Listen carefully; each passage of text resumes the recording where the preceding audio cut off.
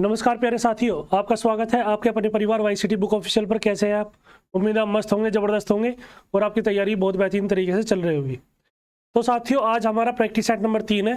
तो सभी लोग क्या करेंगे, वीडियो को शेयर करेंगे, लाइक करेंगे और चैनल को सब्सक्राइब करेंगे। तो साथियों, आज प्रैक्टिस सेट नंबर 3 है। 2 प्रैक्टिस सेट हमारे हो चुके हैं। हूबहू जो क्वेश्चन आपके एग्जाम में पूछे जाएंगे वही पैटर्न मैं आपके सामने लेकर के आया हूँ। ठीक है, चलिए, ये हमारे पास में कौन सा है, प्रैक्टिस सेट नंबर 3 है। और हम आपको इतनी तैयारी करा देंगे आरआरबी एएलपी की, जिससे आपको बैठने में, जैसे आपका एग्जाम होगा, आपको कोई प्रॉब्लम नहीं होगी। ठीक है, आरआरबी एएलपी और टेक्नीशियन सीबीटी 1, इस पे जो फोकस चल रहा है हमारा सीबीटी 1 पर चल रहा है। ठीक है, जिसमें आपके 65 नंबर अलग है और 10 नंबर जो है वो हमारे पास में जीएस के हैं, जिसमें हमारे पास में 4 से 5 क्वेश्चन करंट अफेयर के आएंगे और जो 5 क्वेश्चन बचते हैं जिसमें 1 नंबर हिस्ट्री का आएगा, 1 नंबर ज्योग्राफी का, 1 नंबर पॉलिटी का, 1 नंबर इकोनॉमिक्स का। इस तरीके से पर्सन क्या करेगा, आरआरबी चूज करेगा। तो उसी हिसाब से ये प्रैक्टिस सेट क्या किया गया है, सेट किया गया है आपके लिए। ठीक है, तो पूरी मेहनत से क्या करना है, सभी बच्चे जुड़ जाएंगे और मुझे बताएंगे आपको मेरी ऑडियो और वीडियो दोनों क्लियर है, कोई दिक्कत तो नहीं है किसी को। शुरू करें, चलिए प्यारे बच्चों। आज क्या नंबर है हमारे पास में, प्रैक्टिस सेट नंबर 3 है। 2 हमारे हो चुके हैं। ठीक है, चलिए, ये रहा हमारे पास में पहला क्वेश्चन। ये हमारे पास में क्या है, पहला क्वेश्चन है। इसमें कहा है कि डैश हमारे शरीर की कोशिकाओं में उपस्थित, हमारे शरीर की कोशिकाओं में उपस्थित ऑक्सीजन के साथ संयोजित होकर ऊर्जा प्रदान करता है। शरीर की कोशिकाओं में उपस्थित मतलब क्या हुआ कि जो हमारी सेल्स है उसमें क्या मिल जाती है, ऑक्सीजन। जब उसमें ऑक्सीजन मिल जाती है तो सबसे ज्यादा क्या निकलती है, आप कहेंगे सर एनर्जी। ठीक है, क्या मिलती है हमें, एनर्जी मिलती है जब ऑक्सीजन मिल जाती है। और सेल में क्या होना चाहिए, आप कहेंगे सर हम क्या लेते हैं उसमें, ग्लाइकोजन होता है उसमें, हमारे पास में शर्करा होगी, हमारे पास में पाइरूवेट होगी, या हमारे पास में क्या होगा, अमीनो अम्ल। आप कहेंगे सर इसका आंसर हो जाएगा हमारे पास में बी। क्या हो जाएगा इसका आंसर, बी हो जाएगा, शर्करा। ठीक है, नहीं, यदि आप शर्करा जब आप खाते हैं, जैसे आपने कोई फल खाया, ठीक है, जैसे आपने कोई फल खाया तो उसमें क्या है, शर्करा है। उसमें क्या है, शर्करा है। जैसे हमारे पास में क्या हो गया, अंगूर हो गया, हमारे पास में सेब हो गया। तो प्यारे बच्चों, इनसे क्या मिलती है हमें, इंस्टेंट एनर्जी मिलती है। इनसे क्या मिलती है हमें, इंस्टेंट एनर्जी मिलती है, इंस्टेंट एनर्जी। इनसे क्या मिलती है, आप कहेंगे सर इनसे हमें इंस्टेंट एनर्जी मिलती है, जो किसमें है, अंगूर में है और सेब में। ये क्या है, फल है। और ये किसका काम करते हैं, शर्करा का। जब ये शर्करा हमारे शरीर की कोशिकाओं में जो उपस्थित ऑक्सीजन होती है, ऑक्सीजन के साथ जुड़ करके क्या करती है, हमें ऊर्जा देती है। और हमारा मेन मकसद क्या है, ऊर्जा मिलना। ऊर्जा मिलना ही तो मेन मकसद है कि हमें ऊर्जा कैसे मिलेगी। इसीलिए आप क्या करते हैं, ग्लूकोन-डी पीते हैं। ग्लूकोन-डी पीते हैं ना, तो ग्लूकोन-डी में क्या है, ग्लूकोन-डी। तो ग्लूकोन-डी में प्यारे बच्चों क्या है, इंस्टेंट एनर्जी वाला सोर्स है वो। ठीक है ना, देखना उसमें अलग अलग फ्लेवर आएंगे, अलग अलग फ्लेवर आएंगे। एप्पल फ्लेवर भी आएगा, हमारे पास में बहुत सारे फ्लेवर्स हैं जो आपने देखे भी होंगे। ठीक है ना, जैसे हमारे पास में ऑरेंज फ्लेवर आता है। तो ये क्या है, ये फल है। और ये फल है जिसमें क्या होती है, इंस्टेंट एनर्जी होती है। ये हमारे साथ में क्या है, ऑक्सीजन के साथ जुड़ करके हमें ऊर्जा प्रदान करती है। ठीक है, तो इसका आंसर क्या आ जाएगा, आप कहेंगे सर इसका आंसर हो जाएगा शर्करा। क्या हो जाएगा प्यारे बच्चों, इसका आंसर आ जाएगा शर्करा। ठीक है, आगे देखिए, ये कह रहा है कि भारत में डीएनए फिंगरप्रिंटिंग के पिता के रूप में किसे जाना जाता है। कहा है कि भारत में डीएनए फिंगरप्रिंटिंग के पिता के रूप में किसे जाना जाता है। किसकी बात कर रहा है, भारत की बात कर रहा है। तो भारत में sir Alex Jeffreys, PS Rao. ठीक है, पीएस राव होगा, या मेरे पास में मुकेश सिंह होगा, या मेरे पास में लालजी होगा। आप कहेंगे सर हमारे पास में हो जाएंगे लालजी। ठीक है, इसका क्या राइट आंसर आ जाएगा, भारत में डीएनए फिंगरप्रिंटिंग के पिता, मतलब सबसे पहले जब फिंगर प्रिंटिंग होती है उसमें डीएनए की जो मात्रा होती है, डीएनए का पता लगाने का काम किसने किया था, लालजी ने किया था। ठीक है, और डीएनए का मतलब क्या हो जाएगा, डीएनए का मतलब हो जाएगा प्यारे बच्चों डीऑक्सीराइबोज। हिंदी में लिख देते हैं, क्या हो जाएगा, आप कहेंगे सर ये हो जाएगा deoxyribose, deoxyribose nucleic acid. Nucleic क्या हो जाएगा, न्यूक्लिक एसिड हो जाएगा। ठीक है, ये क्या हो जाएगा मेरे पास में, डीएनए हो जाएगा। अब इसका जो हमारे पास में जो है, लालजी के बारे में देख लेते हैं। लालजी कहाँ के रहने वाले हैं, आप कहेंगे सर जौनपुर। जौनपुर से, जो जौनपुर है हमारे यूपी में, ये वहाँ के रहने वाले हैं। इन्होंने कहाँ काम किया है, आपने देखा होगा हमारे पास में एक इंस्टीट्यूट है हैदराबाद में। हैदराबाद में एक इंस्टीट्यूट है जिसका नाम क्या है, हमारे पास में किसका नाम होगा, आप कहेंगे सर उसका नाम है कोशिकीय एवं आणविक जीव विज्ञान केंद्र। कोशिकीय क्या हो जाएगा, कोशिकीय एवं आणविक जीव विज्ञान केंद्र, जीव विज्ञान केंद्र। ठीक है, ये इसके क्या रह चुके हैं, ये इसके निर्देशक रह चुके हैं, ये हेड रह चुके हैं इसके। ठीक है, ये इसके क्या रह चुके हैं, अध्यक्ष रह चुके हैं, ये अध्यक्ष रह चुके हैं इसके। अध्यक्ष कौन थे इसके, आप कहेंगे सर ये थे लालजी सिंह। समझ में आया। और ये जो संस्थान है, जो एक केंद्र है, ये केंद्र कहाँ है, सभी लोग कमेंट बॉक्स में बताएंगे। ये केंद्र हमारे पास में कहाँ है, हैदराबाद में। कहाँ है प्यारे बच्चों, आप कहेंगे सर ये हैदराबाद में है। तो समझ में आया। जो भारत में डीएनए फिंगरप्रिंटिंग के पिता के रूप में किसे जाना जाता है, आप कहेंगे सर लालजी को जाना जाता है। इन्होंने डीएनए की फिंगरप्रिंटिंग के बारे में इन्होंने पता लगाया था सबसे पहले। डीएनए की फुल फॉर्म क्या है, आप कहेंगे सर डीऑक्सीराइबोज न्यूक्लिक एसिड है। ठीक है, ये कहाँ के रहने वाले, आप कहेंगे सर जौनपुर, यूपी में। जौनपुर क्या एक सिटी है जो यूपी में स्थित है। चलिए, इन्होंने कहाँ काम किया, आप कहेंगे सर कोशिकीय एवं आणविक जीव विज्ञान केंद्र। ये केंद्र कहाँ है, आप कहेंगे सर ये हमारे पास में हैदराबाद में है। ये इसके अध्यक्ष रह चुके हैं, ये इसके क्या है, अध्यक्ष रह चुके हैं। तो इसका आंसर क्या हो जाएगा, लालजी हो जाएगा। ठीक है, आगे देखिए, ये कह रहा है कि हमारे शरीर में प्रोटीन की कमी से कौन सा रोग होता है। ये बहुत आसान क्वेश्चन है।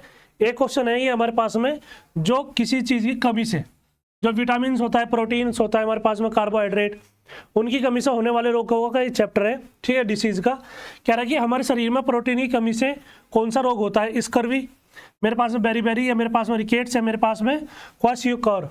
ठीक है, नहीं क्या हो जाएगा, क्वाशियोकोर हो जाएगा। तो बताइए इसका आंसर क्या आएगा, सभी प्यारे बच्चे बताएंगे इसका आंसर क्या होगा। ठीक है, इसका आंसर क्या हो जाएगा, इसका आंसर हो जाएगा मेरे पास में डी आंसर बिल्कुल सही होगा। क्या हो जाएगा, डी आंसर हो जाएगा। और एक बीमारी आपने देखी होगी प्रोटीन की कमी से, एक तो ये हो गया, एक होता है मरासमस। क्या होता है दूसरा, आप कहेंगे सर ये होता है मेरे पास में मरासमस। ये भी किसी कमी से होता रोग, आप कहेंगे सर ये भी हमारे पास में बच्चों में क्या हो जाता है, प्रोटीन की कमी से होने वाला रोग होता है, प्रोटीन की कमी से। ठीक है, नहीं प्रोटीन की कमी से ये दोनों रोग होते हैं, एक तो क्वाशियोकोर होता है, एक होता है मरासमस। ये बच्चों में होता है और ये जो बुजुर्ग होते हैं, जो बड़े होते हैं, उनमें होता है। इसमें क्या होता है, इसमें पैर मुड़ जाते हैं। ठीक है, नहीं इसमें बच्चों क्या हो जाएंगे, पैर मुड़ जाएंगे। ठीक है, तो ये क्या होता है मेरे पास में प्रोटीन। और प्रोटीन का मतलब क्या होता है, प्रोटीन क्या करता है, आप कहेंगे सर ये हमारे पास में मांसपेशियों की मरम्मत के काम आता है। मांसपेशियों की मरम्मत, मांसपेशियों की, या एक काम कर लेते हैं कि ये एक तरीके से मांसपेशियों की मरम्मत के काम करता है। ठीक है, मरम्मत में काम आता है प्रोटीन। समझ में आ गया, सभी के समझ में आ गया। किसे कहाँ यूज करते हैं, आप कहेंगे सर बॉडी बिल्डिंग में सबसे ज्यादा यूज होता है, बॉडी बिल्डिंग सबसे ज़्यादा यूज वही करते हैं। प्रोटीन की एक्सेस मात्रा कहाँ ली जाती है, बॉडी बिल्डिंग में ली जाती है। समझ में आ गया। अब ये बताइए मुझे कि प्रोटीन का जो शब्द है सबसे ज़्यादा पहले किसने खोजा था, आप कहेंगे सर ये हो जाएगा मेरे पास में जो प्रोटीन शब्द है बर्जेलियस। किसने दिया था, आप कहेंगे सर ये बर्जेलियस ने दिया था, बर्जेलियस 1838 में। 1838 में बर्जेलियस ने क्या किया था, बर्जेलियस ने क्या किया था, इसकी खोज की थी। ठीक है, क्या की थी, इसकी खोज की थी। समझ में आ गया, बर्जेलियस ऐसे लिख सकते हैं, बर्जेलियस। आप कहेंगे सर ये हो जाएगा मेरे पास में बर्जेलियस, इसकी सबसे पहले खोज की थी, भला शब्द दिया था इसने। समझ में आ गया, तो ये चीज़ याद रहेगी आपके। बताइए, यह चीज़ याद रहेगी, ये वाला इंपॉर्टेंट है पॉइंट। ये पॉइंट क्या है, सबसे ज़्यादा इंपॉर्टेंट है पेपर की दृष्टि से। तो ये सब प्रोटीन का मतलब क्या हो गया, प्रोटीन की खोज कब की थी, 1838 में। किसने दिया था ये शब्द, आप कहेंगे सर बर्जेलियस ने दिया था। कहाँ काम आता है, बॉडी बिल्डिंग में। मतलब क्या होता है कि मसल्स को क्या करता है, जो मसल्स मांसपेशियाँ होती हैं उनकी मरम्मत करने में किसका काम किया जाता है, प्रोटीन का काम होता है। और इसकी कमी से होने वाले रोग कौन कौन से, आप कहेंगे सर एक तो है क्वाशियोकोर है, एक मेरे पास में क्या है, मरासमस है। समझ में आ गया। आप कहेंगे सर विटामिन सी, जो मेरे पास में विटामिन सी होता है, इसे हिंदी में लिख लेते हैं, जो मेरे पास में विटामिन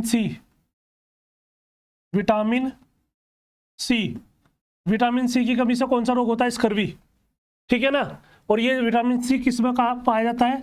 आप कहेंगे सर जो पाया जाता है किस में? खट्टी चीज़ों में। खट्टी चीज़ों में सबसे ज़्यादा पाया जाता है। जैसे आंवला, आंवला में क्या है सबसे ज़्यादा पाया जाता है? आंवला हो गया, फिर मेरे पास में नींबू हो गया। तो इनमें क्या होता है? इनमें सिट्रिक एसिड होता है, सिट्रिक एसिड पाया जाता है, जिसकी वजह से क्या है हमारे पास में विटामिन टी का क्या है? विटामिन सी का ये एक बेहतरीन स्रोत है। चलिए हो गया vitamin C. Berry berry, berry berry का मतलब क्या हो जाएगा और इसका नाम क्या हो जाएगा? आप कहेंगे सर एस्कॉर्बिक एसिड, इसका एस्कॉर्बिक अम्ल। ठीक है, ये क्या है? इसका रासायनिक नेम है। केमिकल नेम क्या है विटामिन सी का? आप कहेंगे सर एस्कॉर्बिक एसिड है। जो मेरे पास में बेरी बेरी है, आप कहेंगे सर ये किसी कमी से होता है? आप कहेंगे सर विटामिन बी की कमी से। विटामिन बी की कमी से होता है बेरी बेरी। इसे क्या बोलते हैं? थायमिन। क्या होता है? थायमिन होता है। समझ में आ गया? रिकेट्स क्या होता है? आप कहेंगे सर विटामिन डी की कमी से। क्या हो जाएगा?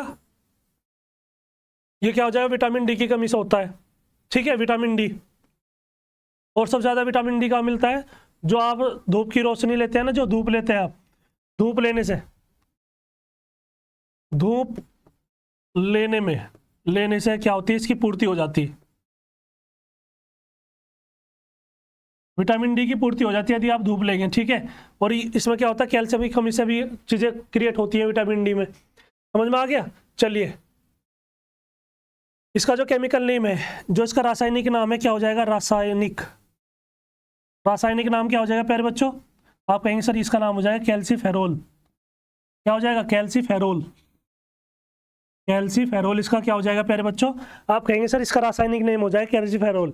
इतनी इन्फॉर्मेशन है, याद रहेगी। कोई ऐसा पॉइंट तो नहीं है जो आपके समझ में ना आए हो? सारे पॉइंट समझ में आए? चलिए बहुत अच्छी बात है, आगे बढ़ते हैं। ये रहा क्वेश्चन, बताइए। कह रहा है कि निम्न में से कौन सा भाग आंखों को एक विशिष्ट रंग प्रदान करने के लिए उत्तरदायी है?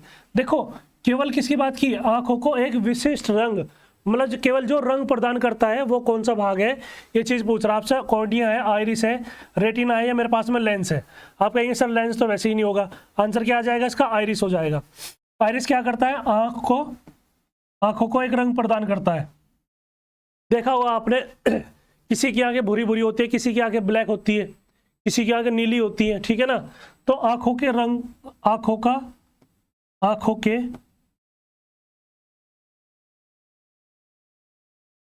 क्या कहेंगे आप? आंखों के रंग को प्रदान, आंखों के रंग का डिसाइड करता है। ठीक है, नहीं, आंखों का रंग कैसा होगा ये डिसाइड करता है। ठीक है, आंखों के रंग पर निर्भर करता है, ऐसे लिख लेते हैं। आंखों का रंग कैसा होगा ये कौन डिसाइड करता है?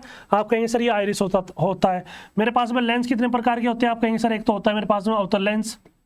ठीक है, आपके सिलेबस में केवल 2 ही लेंस हैं, उसी से क्वेश्चन आ जाएगा। एक होता है मेरे पास में अवतल लेंस। ठीक है, अब ये क्या होता है? हमारे पास में जो अवतल लेंस होता है वो इस तरीके से होता है। इसकी जो बीच की साइड होती है वो पतली होंगी, और जो बाहर की साइड होंगी वो मेरे पास में क्या हो जाएंगी? मोटी हो जाएंगी। तो ये क्या है? अवतल लेंस है। और प्यारे बच्चों, अवतल लेंस का कहाँ यूज किया जाता है? आप कहेंगे सर निकट दृष्टि दोष में। इसका जो प्रयोग किया जाता है वो निकट दृष्टि दोष में यूज किया जाता है। ठीक है, इसकी जो फोकस दूरी होती है वो माइनस में आएगी हमेशा। फोकस दूरी क्या होती है इसकी? आप कहेंगे सर हमेशा माइनस में रहेगी। अब ये क्या हो जाएगा मेरे पास में? लेंस। ये कौन सा लेंस है? उत्तल लेंस है। तो उत्तल लेंस हमारा बीच में से मोटा होता है, और साइड में से जो बाहरी आवरण है इसका कैसा हो जाएगा?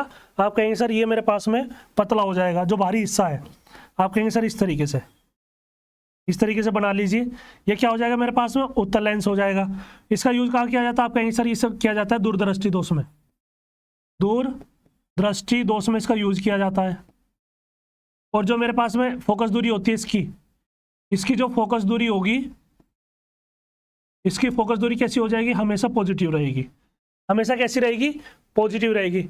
रेटिना पे हमारा क्या बनता है? प्रतिबिंब बनता है। ठीक है, प्रतिबिंब बनता है हमेशा हमारा रेटिना पर। किस पर बनता है? रेटिना पर। चलिए, जो मेरे पास में कॉर्निया है, कॉर्निया का ही आंख का वो भाग है जिसे दान में दिया जाता है। ठीक है, नेत्रदान के लिए किया जाता है कॉर्निया का भाग। आंख का वो पार्ट है, ये आंख का वह हिस्सा या ऐसा वह भाग, आंख का वह भाग जो दान में दिया जाता है। क्या दिया जाता है? दान में दिया जाता है, दान में दिया जाता है। ये मोस्ट इंपॉर्टेंट क्वेश्चन है, ये वे क्वेश्चन है जो पूछे गए हैं, एनटीपीसी में पूछे गए हैं, ग्रुप डी में पूछे गए हैं।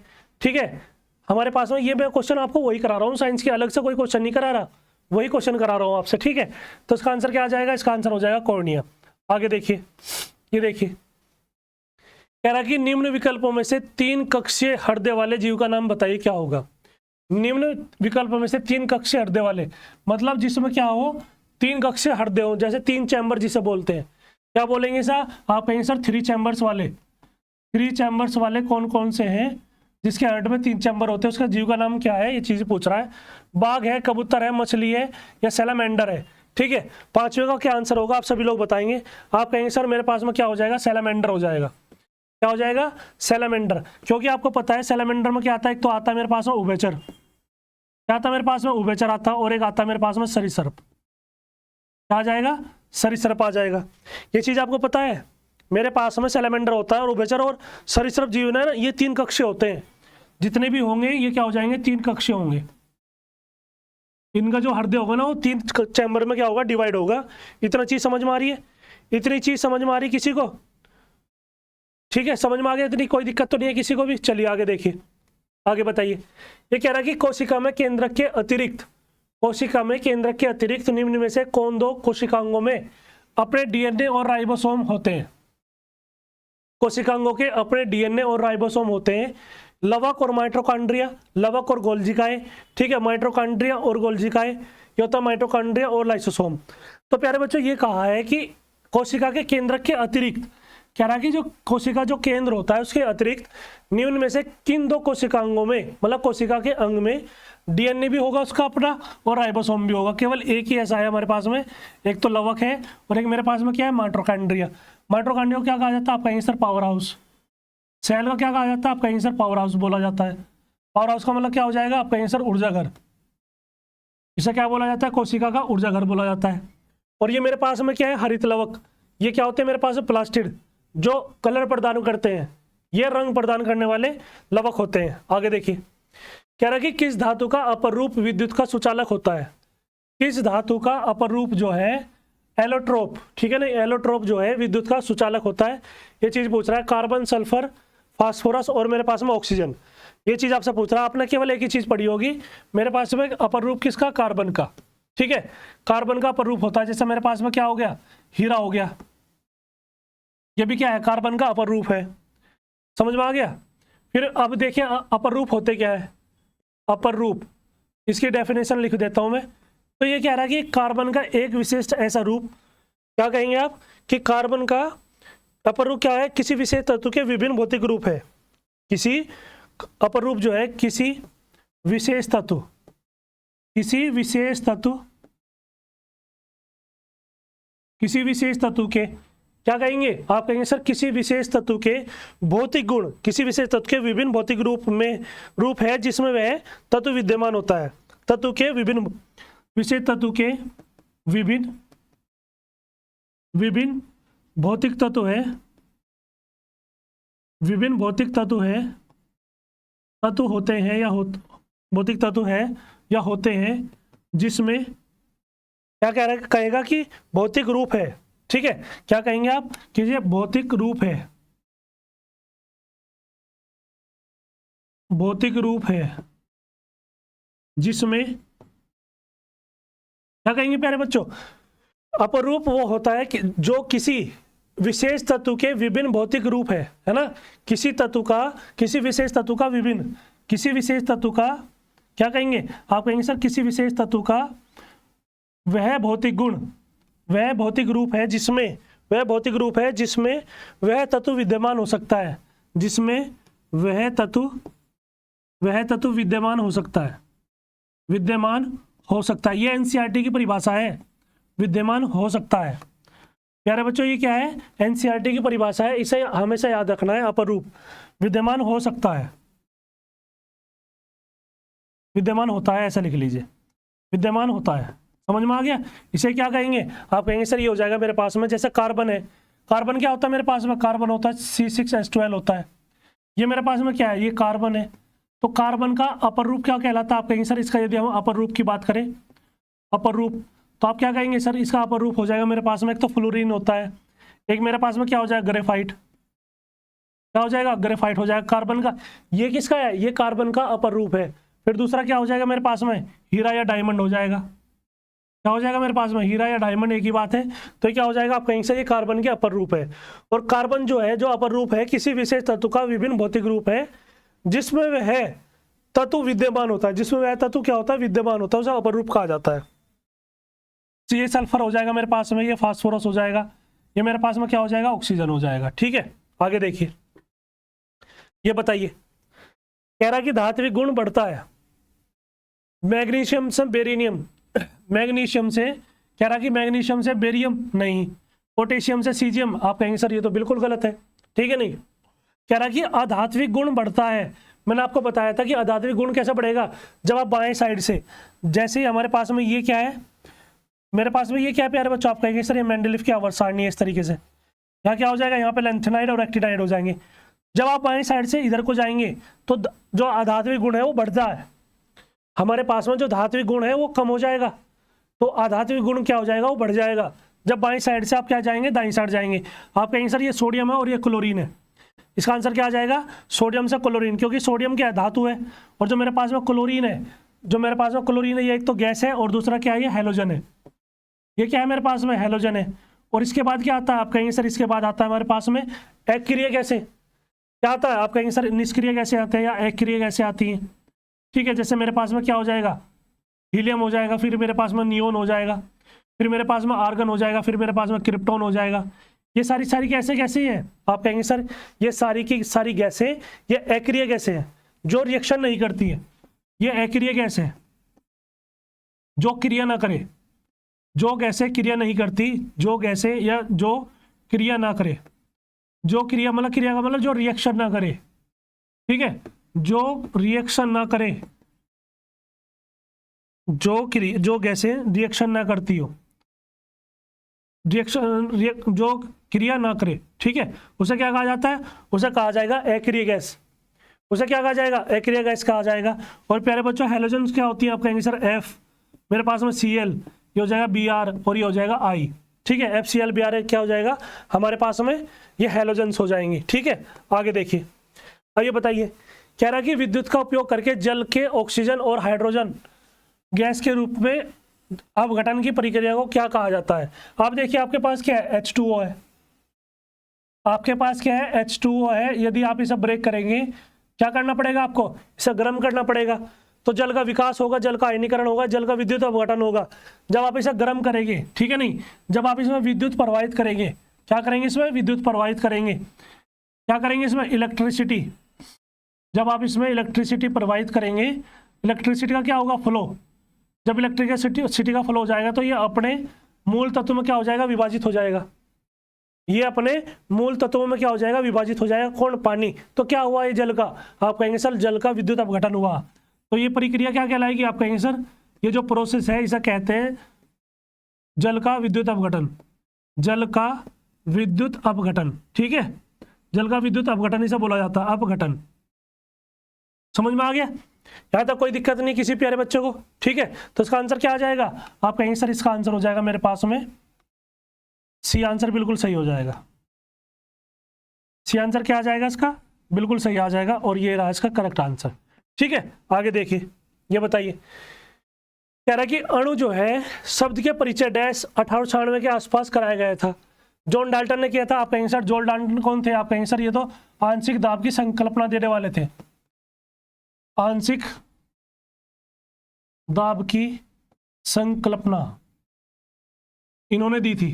ठीक है, किसने, जॉन डाल्टन ने। डाल्टन का आंशिक दाब का नियम, आंशिक दाब का जो नियम था वो इन्होंने क्या किया था, प्रतिपादित किया था। ठीक है, आंशिक दाब, आंशिक है ना, आंशिक दाब की संकल्पना इन्होंने दी थी। चलिए आगे देखिए, कह रहा है कि जोसेफ प्रोस्टेट कहेंगे नहीं, बिल्कुल।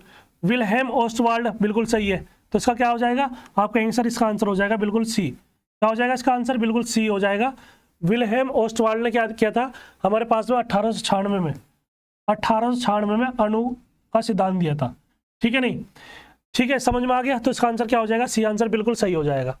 आगे बताइए, 10वें का हो जाएगा, ठीक है, 10वें का सी हो जाएगा। आप बताइए 11वें में क्या है, कह रहा है कि अगर किसी चालक का प्रतिरोध आधा कर दिया जाए तो इसका उसमें प्रभाव क्या होगा, ये चीज आपसे पूछ रहा। तो सभी लोग बताएंगे इसका आंसर क्या आएगा, सभी लोग बताएंगे इसका आंसर क्या आएगा, ठीक है।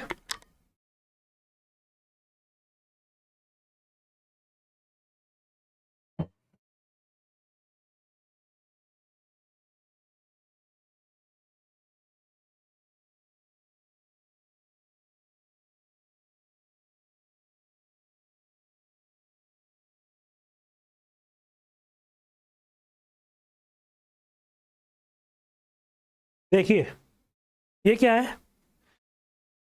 ये कह रहा है कि अगर किसी चालक का प्रतिरोध आधा कर दिया जाए, इसका मतलब क्या हुआ, इसका मतलब ये हुआ, आपको पता कि उसमें प्रभाव क्या होता है, आपका आंसर ये होता है मेरे पास में I²RT।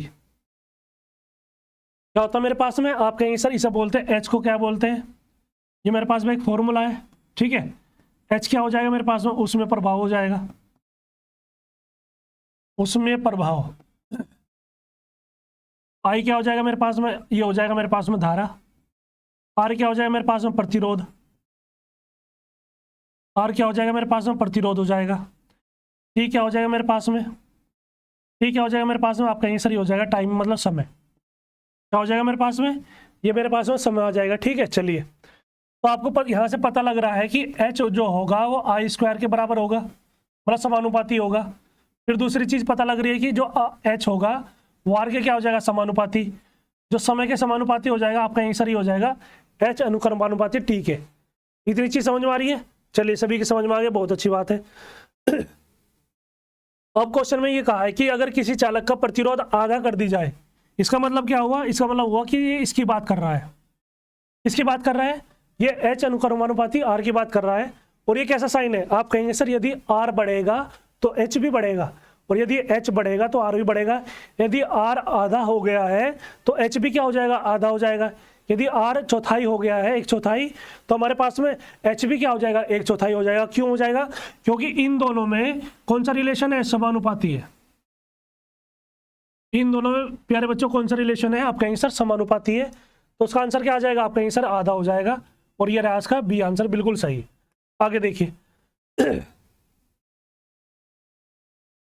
ये कह रहा है कि किसी एकल आवर्ती की आवाज को क्या कहा जाता है। ये क्वेश्चन हमारे पास में किसका है, आप कहेंगे सर ये हमारे पास में RRB ALP एंड टेक्नीशियन 2018 का क्वेश्चन है, ठीक है। कह रहा है कि किसी एकल आवर्ती की आवाज को क्या कहा जाता है, नोट कहा जाता है, या पिच कहा जाता है, टोन कहा जाएगा, या मेरे पास में हर्ट्ज कहा जाएगा। ये चीज आपसे पूछ रहा है। तो 12वें का आंसर क्या होगा, आप कहेंगे सर 12वें का आंसर हो जाएगा हमारे पास में टोन। क्या हो जाएगा, हमारे पास में टोन बिल्कुल एक्यूरेट आंसर हो जाएगा इसका, सी ऑप्शन बिल्कुल सही। ये केवल किसकी बात कर रहा है, एकल आवर्ती की आवाज, एकल आवर्ती की आवाज, आवर्ती की आवाज को ही क्या कहा जाता है, आप कहेंगे सर इसे बोला जाता है टोन। नोट किसे कहा जाएगा, आप कहेंगे सर जब बहुत सारी आवर्ती हो, मतलब 2 या 2 से अधिक की आवर्ती को जब मिश्रित किया जाता है, 2 या 2 से अधिक आवर्ती को जब मिश्रित किया जाता है तो वहां से एक नोट बनती है, उसे क्या कहेंगे, उसे कहेंगे एक नोट। 2 या 2 से अधिक, 2 या 2 से अधिक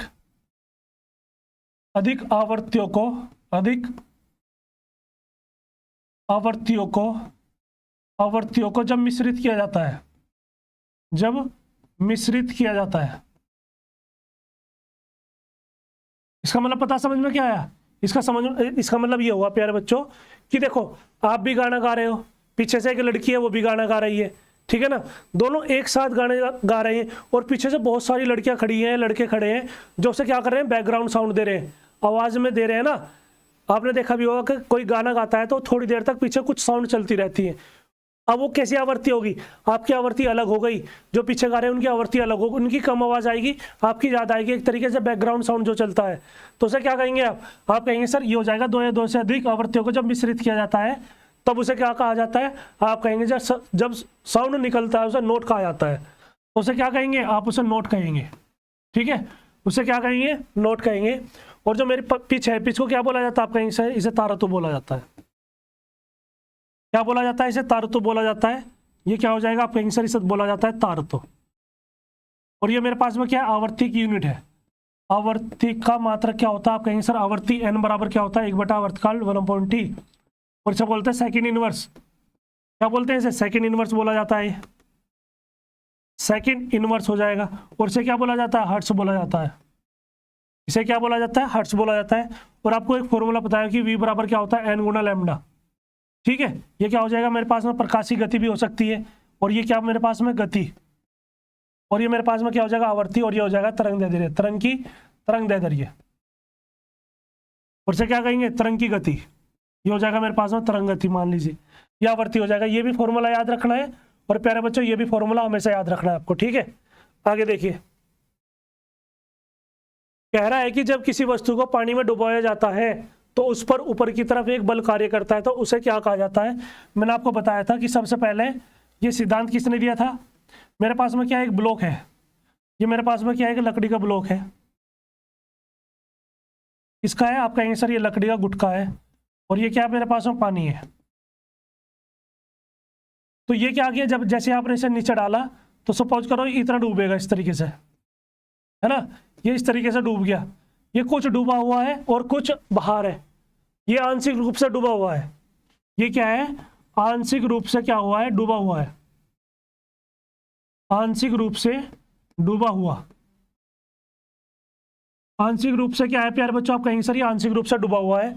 तो इस पर जब ये ऊपर से नीचे गिरा, जब ये ऊपर से नीचे गिरा तो जो बल है ना, जो पानी का जो ऊपर की ओर बल लगेगा, इसे क्या कहते हैं, जो पानी जो ऊपर की ओर बल लगाता है, पानी जो ऊपर की ओर बल लगाता है, पानी द्वारा ऊपर की ओर लगाएगा बल, पानी द्वारा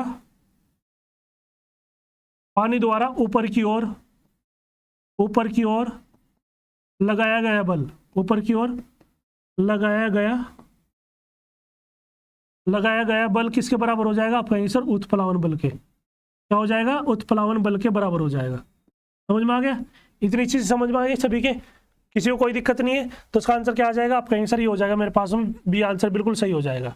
ठीक है, चलिए आगे देखिए, ये गुरुत्वाकर्षण बल है, ये मेरे पास में क्या है, गुरुत्वाकर्षण बल है, ये घर्षण बल है। ठीक है, और ये मेरे पास में क्या हो जाएगा, इससे स्टैटिक फोर्स हो जाएगा। कह रहा है कि एक व्यक्ति स्थिर पानी में नाव पर खड़ा है। ठीक है, यदि वह नाव तट की ओर चलता है तो नाव किधर जाएगी, सिंपल सी बात है। ये मेरे पास में क्या हो जाएगा, आप कहेंगे सर ये तट हो गया।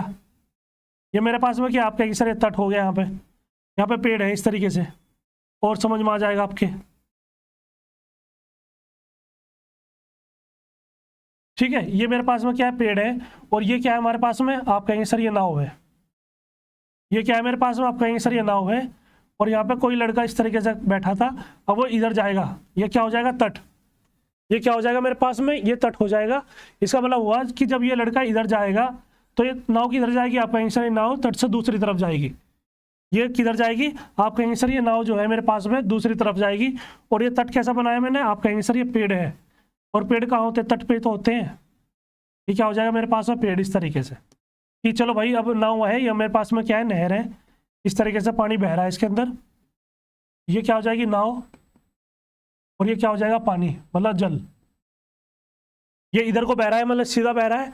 अब ये कह रहा है कि जब मैं इधर से इधर जाऊंगा, इसने कहा है क्वेश्चन में कि जब मैं, ये नाव है मेरे पास में, जब मैं इधर से इधर जंप करूंगा तो नाव किधर जाएगी, आप कहेंगे सर ये दूसरी साइड जाएगी। क्या जाएगी, दूसरी साइड जाएगी। क्यों, क्योंकि आपको पता है इसमें कौन सा नियम लगा, आप कहेंगे सर इसमें लगा है न्यूटन का तीसरा नियम। कौन सा नियम लगा, आप कहेंगे सर न्यूटन का तृतीय नियम, तीसरा नियम लगा इसमें, थर्ड लॉ। कौन सा अप्लाई हुआ है, आप कहेंगे सर न्यूटन का तीसरा नियम इसमें लगा है। क्यों, क्योंकि जब आपने इधर गए, आप इधर जंप किया तो एक इधर जाएगी, अपोजिट साइड में जाएगी। तो मतलब न्यूटन का थर्ड नियम क्या कहता है कि जब भी आप दो तरीके से जा रहे हो, जैसे आपने एक तो हमारे पास में क्या है, विपरीत दिशा का काम करती है। दिशा कौन सी है, आप कहेंगे सर विपरीत दिशा है।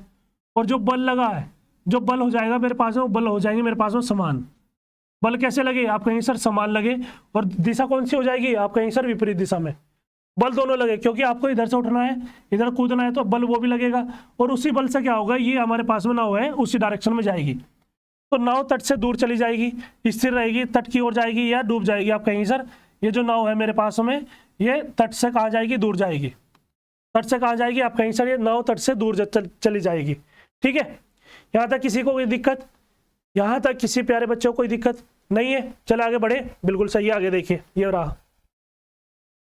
कह रहा है कि ओडोमीटर एक ऐसा उपकरण है जिसका उपयोग गाड़ियों में मापने के लिए किया जाता है। आपको मैंने पहले बताया था कि जो मेरे पास में ओडोमीटर होता है ना, ये क्या करता है, गाड़ियों की दूरी को मापता है, दूरी को मापने वाला यंत्र है, ठीक है। ये दूरी को क्या करता है, दूरी को मापने वाला यंत्र है। ये मेरे पास में कौन है, ओडोमीटर। फिर मेरे पास में क्या हो जाएगा, एक वर्ड आता है कंपास। कंपास क्या काम करता है, आप कहेंगे सर दिशा को मापने वाला होता है, दिशा को पता लगाता है। ये मेरे पास में क्या है, कंपास है, ठीक है। फिर मेरे पास में क्या हो जाएगा, स्पीडोमीटर। स्पीडोमीटर, स्पीडोमीटर से खुद समझ में आ रहा होगा, स्पीड, स्पीड का मतलब क्या होता है, गति, ठीक है। ये किसे मेजर करता है, आप कहेंगे सर ये गति को मापता है। क्या मापता है, ये गति को मापता है, ठीक है। तो इसका आंसर क्या आ जाएगा, आप कहेंगे सर इसका आंसर आ जाएगा दूरी। इसका आंसर क्या हो जाएगा, एक्यूरेट। आप कहेंगे सर इसका एक्यूरेट आंसर हो जाएगा दूरी, और दूरी बिल्कुल सही आ जाएगा, ठीक है। चलिए आगे देखिए, और भी लिख सकते हैं आप, ठीक है। एक लिख सकते हैं हाइग्रोमीटर, हाइग्रोमीटर, ठीक है। एक बता सकते हैं आप पॉलीग्राफ क्या होता है, कमेंट बॉक्स में बताएंगे सभी लोग। सभी लोग क्या करेंगे, पॉलीग्राफ, पॉलीग्राफ का कहाँ यूज किया जाता है, ठीक है। एक मुझे बताएंगे पायरोमीटर, पायरोमीटर का कहाँ यूज किया जाता है। एक बताएंगे आप बैरोमीटर, ठीक है, बैरोमीटर का कहाँ यूज किया जाता है। एक बताएंगे आप मैनोमीटर, मैनोमीटर, ठीक है। एक बताएंगे आप हाइड्रोमीटर, हाइड्रोमीटर, प्यारे बच्चों। एक बताएंगे आप लेक्टोमीटर, लेक्टोमीटर, ठीक है। एक बताएंगे आप स्फिगोमीटर, स्फिगोमीटर, मैनोमीटर हो जाएगा। ये आप कहेंगे कि सर मेरे पास में क्या हो जाएगा, लेक्टोमीटर हो गया, पायरोमीटर हो गया, ठीक है। चलिए इतना बता देंगे आप। ये हाइग्रोमीटर क्या करेगा, आप कहेंगे सर ये हमारे पास में आर्द्रता मापता है। पॉलीग्राफ आप बताएंगे, पायरोमीटर आप बताएंगे ये हमारे पास में जो सूरज का उच्च तापमान है ये उसे मापता है। बैरोमीटर ये लिक्विड का दाब को मेजर करता है, मेजरमेंट करता है। जो मैनोमीटर है ये हमारे पास में, ये बैरोमीटर होता है जो वायुमंडलीय दाब को मापता है। ये लिक्विड का दाब, जो द्रव का दाब होता है ये उसे मेजर करता है। हाइड्रोमीटर जल के घनत्व को मापता है, ठीक है। लेक्टोमीटर ये हमारे पास में जो दूध होता है ना उसकी शुद्धता को मापता है। तो कमेंट बॉक्स में किसके बारे में बताएंगे आप, कमेंट बॉक्स में इसके बारे में बताएंगे। ये क्या है हमारे पास में, पॉलीग्राफ।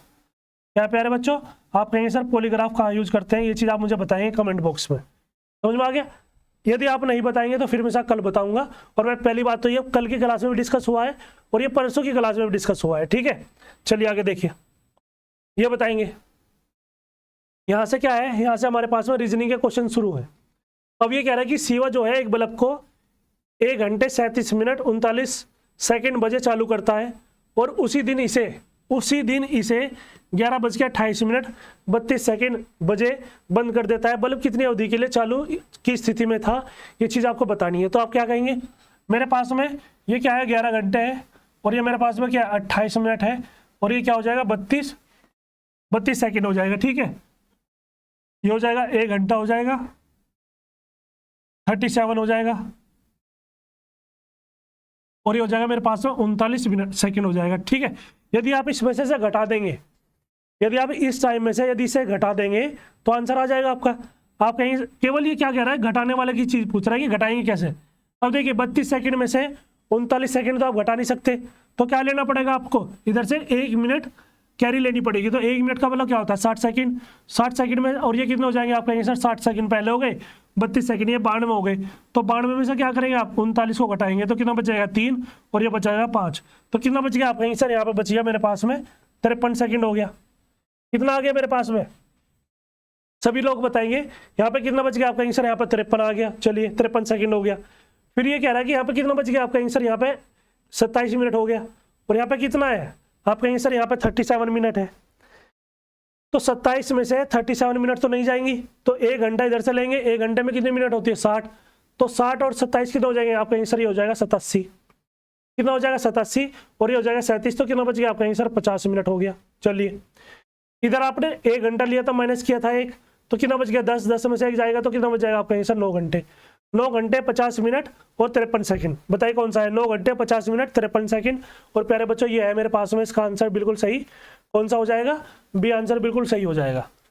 बी जो होगा बिल्कुल एक्यूरेट आंसर हो जाएगा। ठीक है, सभी की समझ में आ रहा है? बहुत अच्छी बात है। आगे देखिए, ये देखिए कह रहा है कि जो कंफर्ट्स है, शब्द कंफर्ट में ऐसे कितने अक्षर युग्म हैं जो आगे और पीछे दोनों दिशाओं में मौजूद हैं, जिनके बीच शब्द में उतने ही अक्षर हैं जितने उनके बीच अंग्रेजी वर्णमाला के क्रम में है। जितने उनके बीच अंग्रेजी वर्णमाला के क्रम में है, ये चीज आपसे पूछ रहा है तो बताएंगे आप। देखिए मेरे पास में क्या है? कंफर्ट है। मेरे पास में क्या है? कंफर्ट है। तो कैसे लिखेंगे आप? COM, यदि आपको नहीं पता है तो ऐसे निकालना है, FORT, कंफर्ट्स। ठीक है, ये हो जाएगा मेरे पास में, और ये हो जाएगा S, COMFORTS, कंफर्ट्स हो जाएगा। समझ में आ गया? जैसा लिखा हुआ ऐसे। अब आपको देखना है कैसे करेंगे। देखिए C आ गया, CDEF, इसका मतलब क्या हो गया? आप कहेंगे सर वर्णमाला क्रम में, इसका मतलब ये हुआ कि जितने अक्षर C और F के बीच में है उतने अक्षर यहाँ पे हैं। देखिए CDE और F, समझ में आ गया? तो एक पेयर ये बन गया, CDEFGHIJ नहीं है। अब देखेंगे O से, C से केवल एक बना तो ये लिख दीजिए इस तरीके से, एक। O हो जाएगा, O क्या आ जाएगा? OPQRST, देखो O हो जाएगा OPQRST, इसका मतलब क्या आ जाएगा? आप कहेंगे सर एक ये बन गया, क्या बन जाएगा? आप कहेंगे सर एक तो ये बन गया, ये हो जाएगा मेरे पास में दूसरा। कैसे? देखिए OPQRST कितना बन गया? एक ये बन गया। चलिए अभी देखिए, अब M से देखिए, MN, तो क्या हो जाएगा? आप कहेंगे सर ये हो जाएगा मेरे पास में तीसरा। कितना बन गया? ये हो जाएगा मेरे पास में MNOPQR नहीं है, FGHIJ नहीं है, OPQR ये भी नहीं है, RST आप कहेंगे सर ये हो जाएगा मेरे पास में RST, है ना? कितने हो जाएंगे? आप कहेंगे सर ये हो जाएगा मेरे पास में 4। समझ में आ गया? तो ये हो जाएगा TS। अब देखिए थोड़ा सा, अब आपने एक तरफ से देख लिया है ना, ये क्या है? आगे से देख लिया, अब आपको पिछले से भी देखना पड़ेगा, इधर से भी देखना पड़ेगा। इधर से कितना आ गया? आप कहेंगे सर 4 तो इधर हो गए, और ऑप्शन में 6 भी है। अब इधर से देखेंगे, देखिए मेरे पास में कितना आ जाएगा? ये हो जाएगा मेरे पास में ST, कितना हो जाएगा मेरे पास में? ये ST हो गया। चलिए कितना आ जाएगा? आप कहेंगे सर ये 5 हो गया। STUVWXYZ नहीं है, ST हो जाएगा, TUVW नहीं हो जाएगा, RSTU नहीं हो जाएगा, O ये हो जाएगा, OPQR नहीं हो जाएगा, F कितना हो जाएगा मेरे पास में? इधर बताइए, इधर यदि आप देखेंगे 17 में क्या आएगा? आप कहेंगे सर 17 में देखिए कितना आ रहा है मेरे पास में। आगे देखिए, आप काउंट कीजिए, आप कहेंगे सर मेरे पास में कितने हो रहे हैं? आप कहेंगे सर ये हो जाएगा RST, कितना हो जाएगा? RST हो जाएगा, RST हो जाएगा। ये तो 4 हो गए, ये हो जाएगा मेरे पास में ST 5 हो रहे हैं, 6टा नहीं है इसमें, तो इसका आंसर कितना आएगा? आप कहेंगे सर इसका 5 आंसर आएगा। दोबारा देखिए, ये क्या हो जाएगा? CDEF 1 हो गया, MNO 2 हो गया मेरे पास में, OPQRST तीसरा ये हो गया मेरे पास में, RST हो जाए चौथा, ST। तो प्यारे बच्चे इसमें 5 आ रहे हैं, तो इसका E ऑप्शन क्या हो जाएगा? 5 बिल्कुल सही हो जाएगा, 4 नहीं होगा इसमें। ठीक है, आगे देखिए। अब ये बताइए, कह रहा है कि दी गई श्रृंखला का अध्ययन करें और दिए गए प्रश्न का उत्तर दे। दिए गए प्रश्न का उत्तर दें। सभी संख्याएं केवल एक अंक वाली संख्याएं हैं। सभी क्या है? एक अंक वाली है। ठीक है, ऐसा नहीं है कि कहीं पर आपको ये 12 दिखाई दे रहा है, जैसे कहीं पर आपको ये 19 दिखाई दे रहा है, ये 19 नहीं है, ये 11 है, 19 है। ठीक है, चलिए अब ये कह रहा है कि ऐसे कितने सब अंक हैं। कह रहा है कि ऐसे कितने सम अंक हैं जिनमें प्रत्येक के ठीक पहले, मतलब क्या हुआ? एक तो सम अंक होना चाहिए,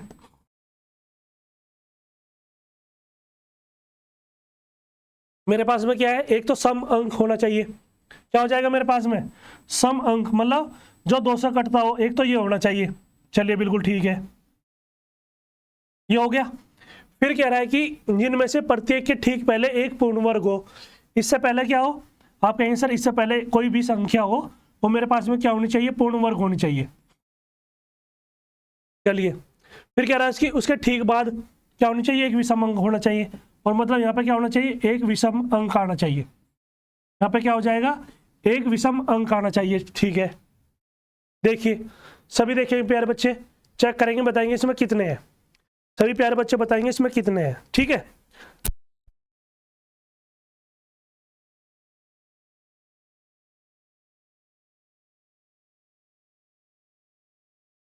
आ रही है सभी को? चलिए आगे देखिए, ये बताएंगे। आप कहेंगे सर इसमें देखिए मेरे पास में सम नंबर कितने हैं, आप कहेंगे सर सम नंबर चेक कर लेते हैं।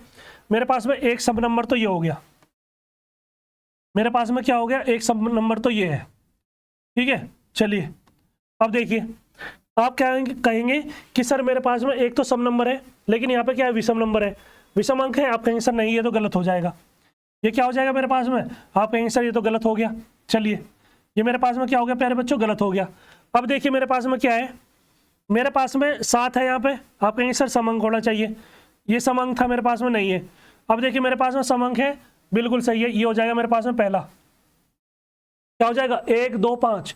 2 क्या है, सम संख्या है, इससे पहले क्या है, पूर्ण वर्ग है, 1 का पूर्ण वर्ग क्या हो जाएगा, आप कहेंगे सर 1 ही हो जाएगा। तो मेरे पास में ये हो गया 1 2 5, ठीक है।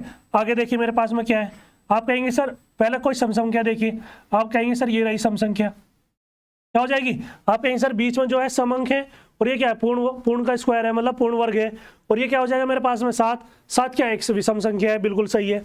चलिए आगे देखिए, ये मेरे पास में कितना हो जाएगा, आप कहेंगे सर ये 8 हो जाएगा, सम संख्या है, और ये भी बिल्कुल सही हो जाएगा। ये क्या हो जाएगा, बिल्कुल सही हो जाएगा मेरे पास में, ये 1 हो जाएगा, ये 8 और ये 3 हो जाएंगे, बिल्कुल ठीक है।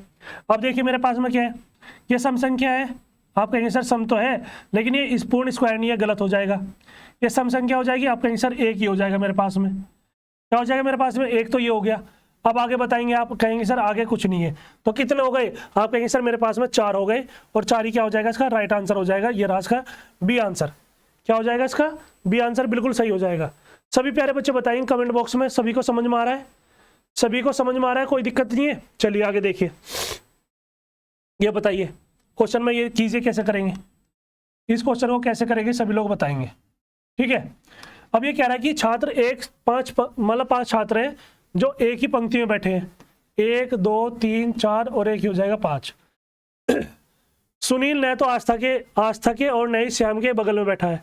सुनील जो है, मतलब मेरे पास में क्या है, सुनील है, सुनील जो है मेरे पास में, ना तो आस्था, ना तो सुनील के पास कौन आएगी, आस्था आएगी, और ना ही कौन आएगा, आप कहेंगे सर ना ही श्याम आएगा, ना ही मेरे पास क्या आएगा, श्याम आएगा, ठीक है। आस्था जो है श्याम के बगल में बैठी है, मेरे पास में जो आस्था है वो श्याम के बगल में बैठी है, मतलब ये दोनों क्या है, एक साथ बैठे हैं, ये दोनों क्या है प्यारे बच्चों, एक साथ बैठे हैं। चलिए इन दोनों को यहाँ सेट कर देते हैं, ये आस्था हो गई, और प्यारे बच्चों ये क्या हो गया, मेरे पास में श्याम हो गया। तो मेरे पास में जो सुनील है ना, सुनील यहाँ तो नहीं आएगा बिल्कुल भी, सुनील या तो यहाँ पे आएगा या यहाँ पे आएगा, इन दो जगह में से आएगा, ठीक है। चलिए फिर कह रहा है कि आस्था जो है श्याम के बगल में बैठी है और वह पंक्ति के बाएं सिरे पर बैठी है, तो आस्था आ गई, आप कहेंगे सर बाएं सिरे पर। फिर कह रहा है कि जो सुनील है वो मंजीत के बगल में बैठा है, जो सुनील है ना वो मंजीत के बगल में बैठा है, इसका मतलब क्या हो गया, मंजीत यहाँ भी हो सकता है, तब भी बगल में आएगा। चलिए मंजीत पंक्ति के ठीक बीच में बैठा है, मंजीत यहाँ पे बैठा है, बिल्कुल ठीक। कहा है ना क्वेश्चन में कि जो मंजीत है वो पंक्ति के ठीक बीच में बैठा है, और इसके बगल में कौन बैठा है, आप कहेंगे सर सुनील बैठा है, ये बैठा मेरे पास में सुनील, ठीक है। अब ये कह रहा है कि और वह अमिता के बगल में नहीं बैठा है, तो इसका मतलब क्या हो जाएगा, यहाँ पे अमिता आ जाएगी, यहाँ पे अमिता आ गई। अब क्वेश्चन में कहा कि इनमें से कौन सुनील के बगल में बैठा है, सुनील कहाँ है, सुनील कहाँ है बताइए आप सभी लोग। आप कहेंगे सर सुनील तो ये रहा मेरे पास में, ये सुनील है, सुनील के पास में कौन बैठा है, मंजीत बैठा है और अमिता बैठी है, मंजीत और अमिता, तो इसका आंसर क्या आ जाएगा, आप कहेंगे सर इसका आंसर हो जाएगा मेरे पास में, क्या आंसर हो जाएगा, आप कहेंगे सर इसका आंसर हो जाएगा सी, मंजीत और अमिता। सुनील के बगल में मंजीत बैठा है और अमिता बैठी है, समझ में आ गया, इस क्वेश्चन से आराम से हो गया, बहुत बढ़िया। आगे देखते हैं, बताएंगे इसका आंसर देंगे सभी लोग। ये कह रहा है कि बैग जो है ए बी सी डी में कौन सा सबसे हल्का है, चीज पूछ रहा है। कह रहा है कि जो बी है ना वो ए से अधिक भारी है, जो बी है वो ए से क्या है, बहुत अधिक भारी है, मतलब बी ग्रेटर देन ए, इसका मतलब क्या हुआ, ए हल्का है, बी क्या है, भारी है। चलिए फिर कह रहा है कि जो ए है ना वो सी और डी से हल्का है, ए जो है वो सी से हल्का है, इसका मतलब सी क्या है, ये भी बड़ा है, डी से क्या है, आप कहेंगे सर ये भी बड़ा है, तो सबसे हल्का कौन सा हो गया, आप कहेंगे सर सबसे हल्का बैग मेरे पास में ए है, सबसे हल्का बैग कौन है मेरे पास में, ए है। तो आप क्या कहेंगे सर, दोनों से आंसर निकाला जा सकता है, दोनों क्या है, अति आवश्यक है, समझ में आ गया, बिल्कुल ठीक है। आगे देखिए, क्वेश्चन में ही कहा कि क्रिकेट बोर्ड के अध्यक्ष ने कहा कि जिन लोगों को साक्षात क्या हो जाएगा, इंटरव्यू होगा, साक्षात्कार। क्रिकेट बोर्ड के अध्यक्ष ने कहा जिन लोगों का साक्षात्कार किया जाएगा वे पूर्व भारतीय क्रिकेट कीपर है, वे पूर्व क्या है, भारतीय क्रिकेट कीपर है, वे कोच के पद के लिए उपयुक्त है। चलिए निष्कर्ष में देखिए, कह रहा है कि बोर्ड के प्रमुख मानते हैं कि पूर्व क्रिकेट कीपर सबसे उपयुक्त अच्छा विकल्प है। बिल्कुल सही है भाई, जैसा कहा है ये चीजें कहाँ मिलती है, आप कहीं सर ये चीजें कथन में मिलती हैं। बिल्कुल ठीक है, आगे देखिए, कह रहा है कि जो पूर्व विकेट कीपरों के पास पिच का अधिक अनुभव होता है। बिल्कुल सही है, ये चीजें क्या है, बिल्कुल सही है। तो 21 का क्या आ जाएगा, आप कहेंगे सर 21 का बी आंसर आ जाएगा, दोनों क्या हो जाएंगे, बिल्कुल सही हो जाएंगे। ये रहा मेरे पास में, ये भी सही हो जाएगा। तो इसका आंसर क्या आ जाएगा, इसका आंसर आ जाएगा दोनों। ठीक है, बी आंसर बिल्कुल सही हो जाएगा। ये बताएंगे 22वां कैसे करेंगे, सभी लोग बताएंगे, सभी लोग 22वें का आंसर देंगे।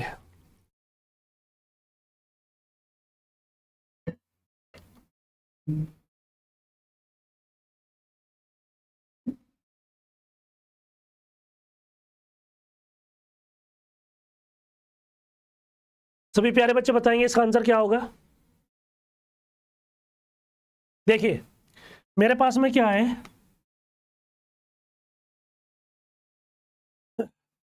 मेरे पास में क्या कह रहा है कि सभी पंक्तियां पौधों में है।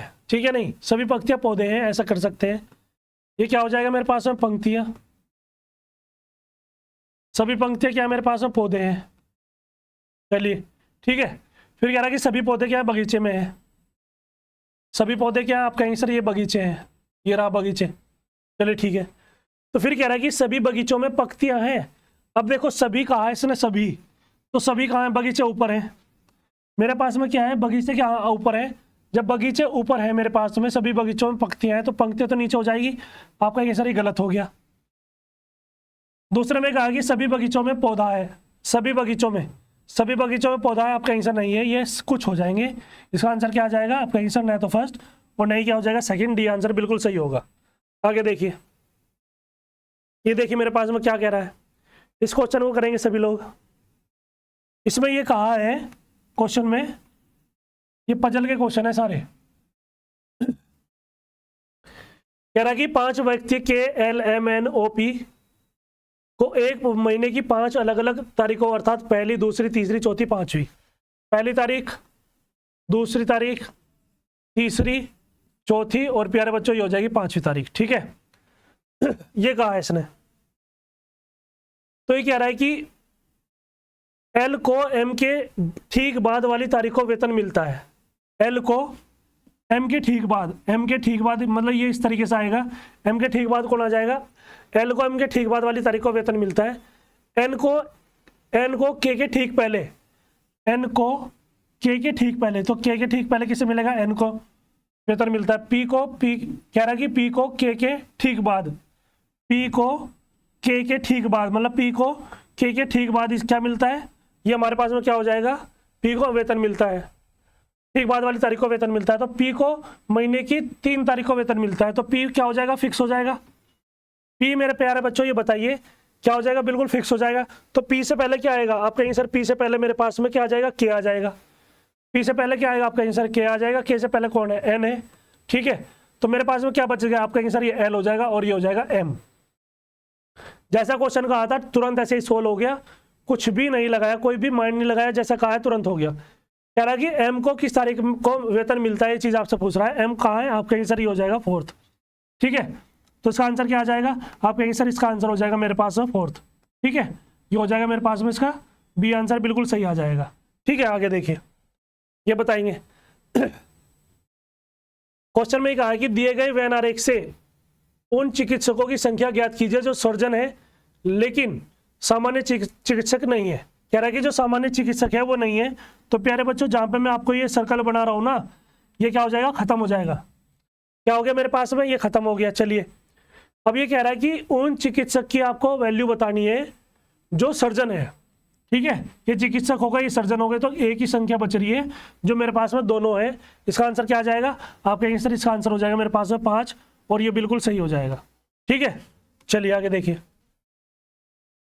कह रहा है कि उस वेन आरेख का चयन करें जो दिए गए वर्गों के समुच्चय के बीच संबंध को सर्वोत्तम ढंग से निरूपित करता है। मेरे पास में कौन है, स्तनधारी है, उभयचर है या कछुए है। देखिए मेरे पास में क्या हो जाएगा, उभयचर किसके अंदर आ जाएंगे, कछुए के अंदर आ जाएंगे।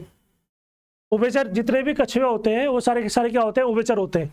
और उभयचर वे होते हैं जो जमीन पे भी रहे और पानी के अंदर भी रहे। तो इसका मतलब क्या आ जाएगा आपका आंसर, इसका आंसर हो जाएगा डी। डी क्या हो जाएगा मेरे पास में, बिल्कुल सही हो जाएगा। अब देखिए इसमें कहा है कि यदि निम्न समीकरण में प्लस और माइनस के स्थान पर परस्पर बदल दिए जाते हैं और साथ ही गुणा को भाग से विस्तार बदल दिया जाता है तो पर्सन चिन्ह के स्थान पर क्या आएगा, चीज पूछ रहा है। तो भाग की जगह क्या आ जाएगा आपका आंसर, ये हो जाएगा मेरे पास में गुणा, और गुणा के स्थान पर क्या आ जाएगा, भाग आ जाएगा। ठीक है, समझ में आ गया। गुणा और भाग के स्थान पर परस्पर बदल दिए गए। चलिए ठीक है, तो यहाँ पे क्या आ जाएगा आपका आंसर, यहाँ पर भाग आ जाएगा, और तो कहीं नहीं, आप बिल्कुल ठीक है। प्लस की जगह माइनस आ जाएगा, ये माइनस हो गया, ये माइनस हो गया, ये प्लस हो गया, आपका आंसर ये माइनस हो गया। ठीक है, 17 पंजे कितना हो जाएगा आपका आंसर, 17 पंजे 85 हो जाएगा। माइनस 3 से भाग करेंगे, 3 7 21, 3 दूनी 6, माइनस कितना हो जाएगा 33, प्लस हो जाएगा यहाँ पे, इससे भाग करेंगे तो कितना, 3 3 3 का 3 तो 10, यहाँ पर माइनस कितना आ जाएगा 28 आ जाएगा। बिल्कुल ठीक है, आपका आंसर ये कितना हो गया, ये हो जाएगा मेरे पास में 7। कितना हो जाएगा मेरे पास में, 7 हो जाएगा। ये 7 नहीं होगा, ये मेरे पास में कितना बच गया आपका आंसर, ये बच गया 13। 13 में से ये जाएंगे तो माइनस के 20 बच गया। ठीक है, और ये कितना हो जाएगा आपका आंसर, ये हो जाएगा 310, माइनस के कितना हो जाएगा 28, ये 48 हो जाएगा। तो माइनस के 48 से इसमें घटा देंगे कि बचे 2, ये मेरे पास में 2 बच गया, सब में इसमें 2 भी है। बिल्कुल ठीक है, तो यहाँ पे कितना बच गया, 10 में से 8 जाएंगे, 2 बच गया, 10 में 4 जाएंगे 6, और ये हो जाएगा 262।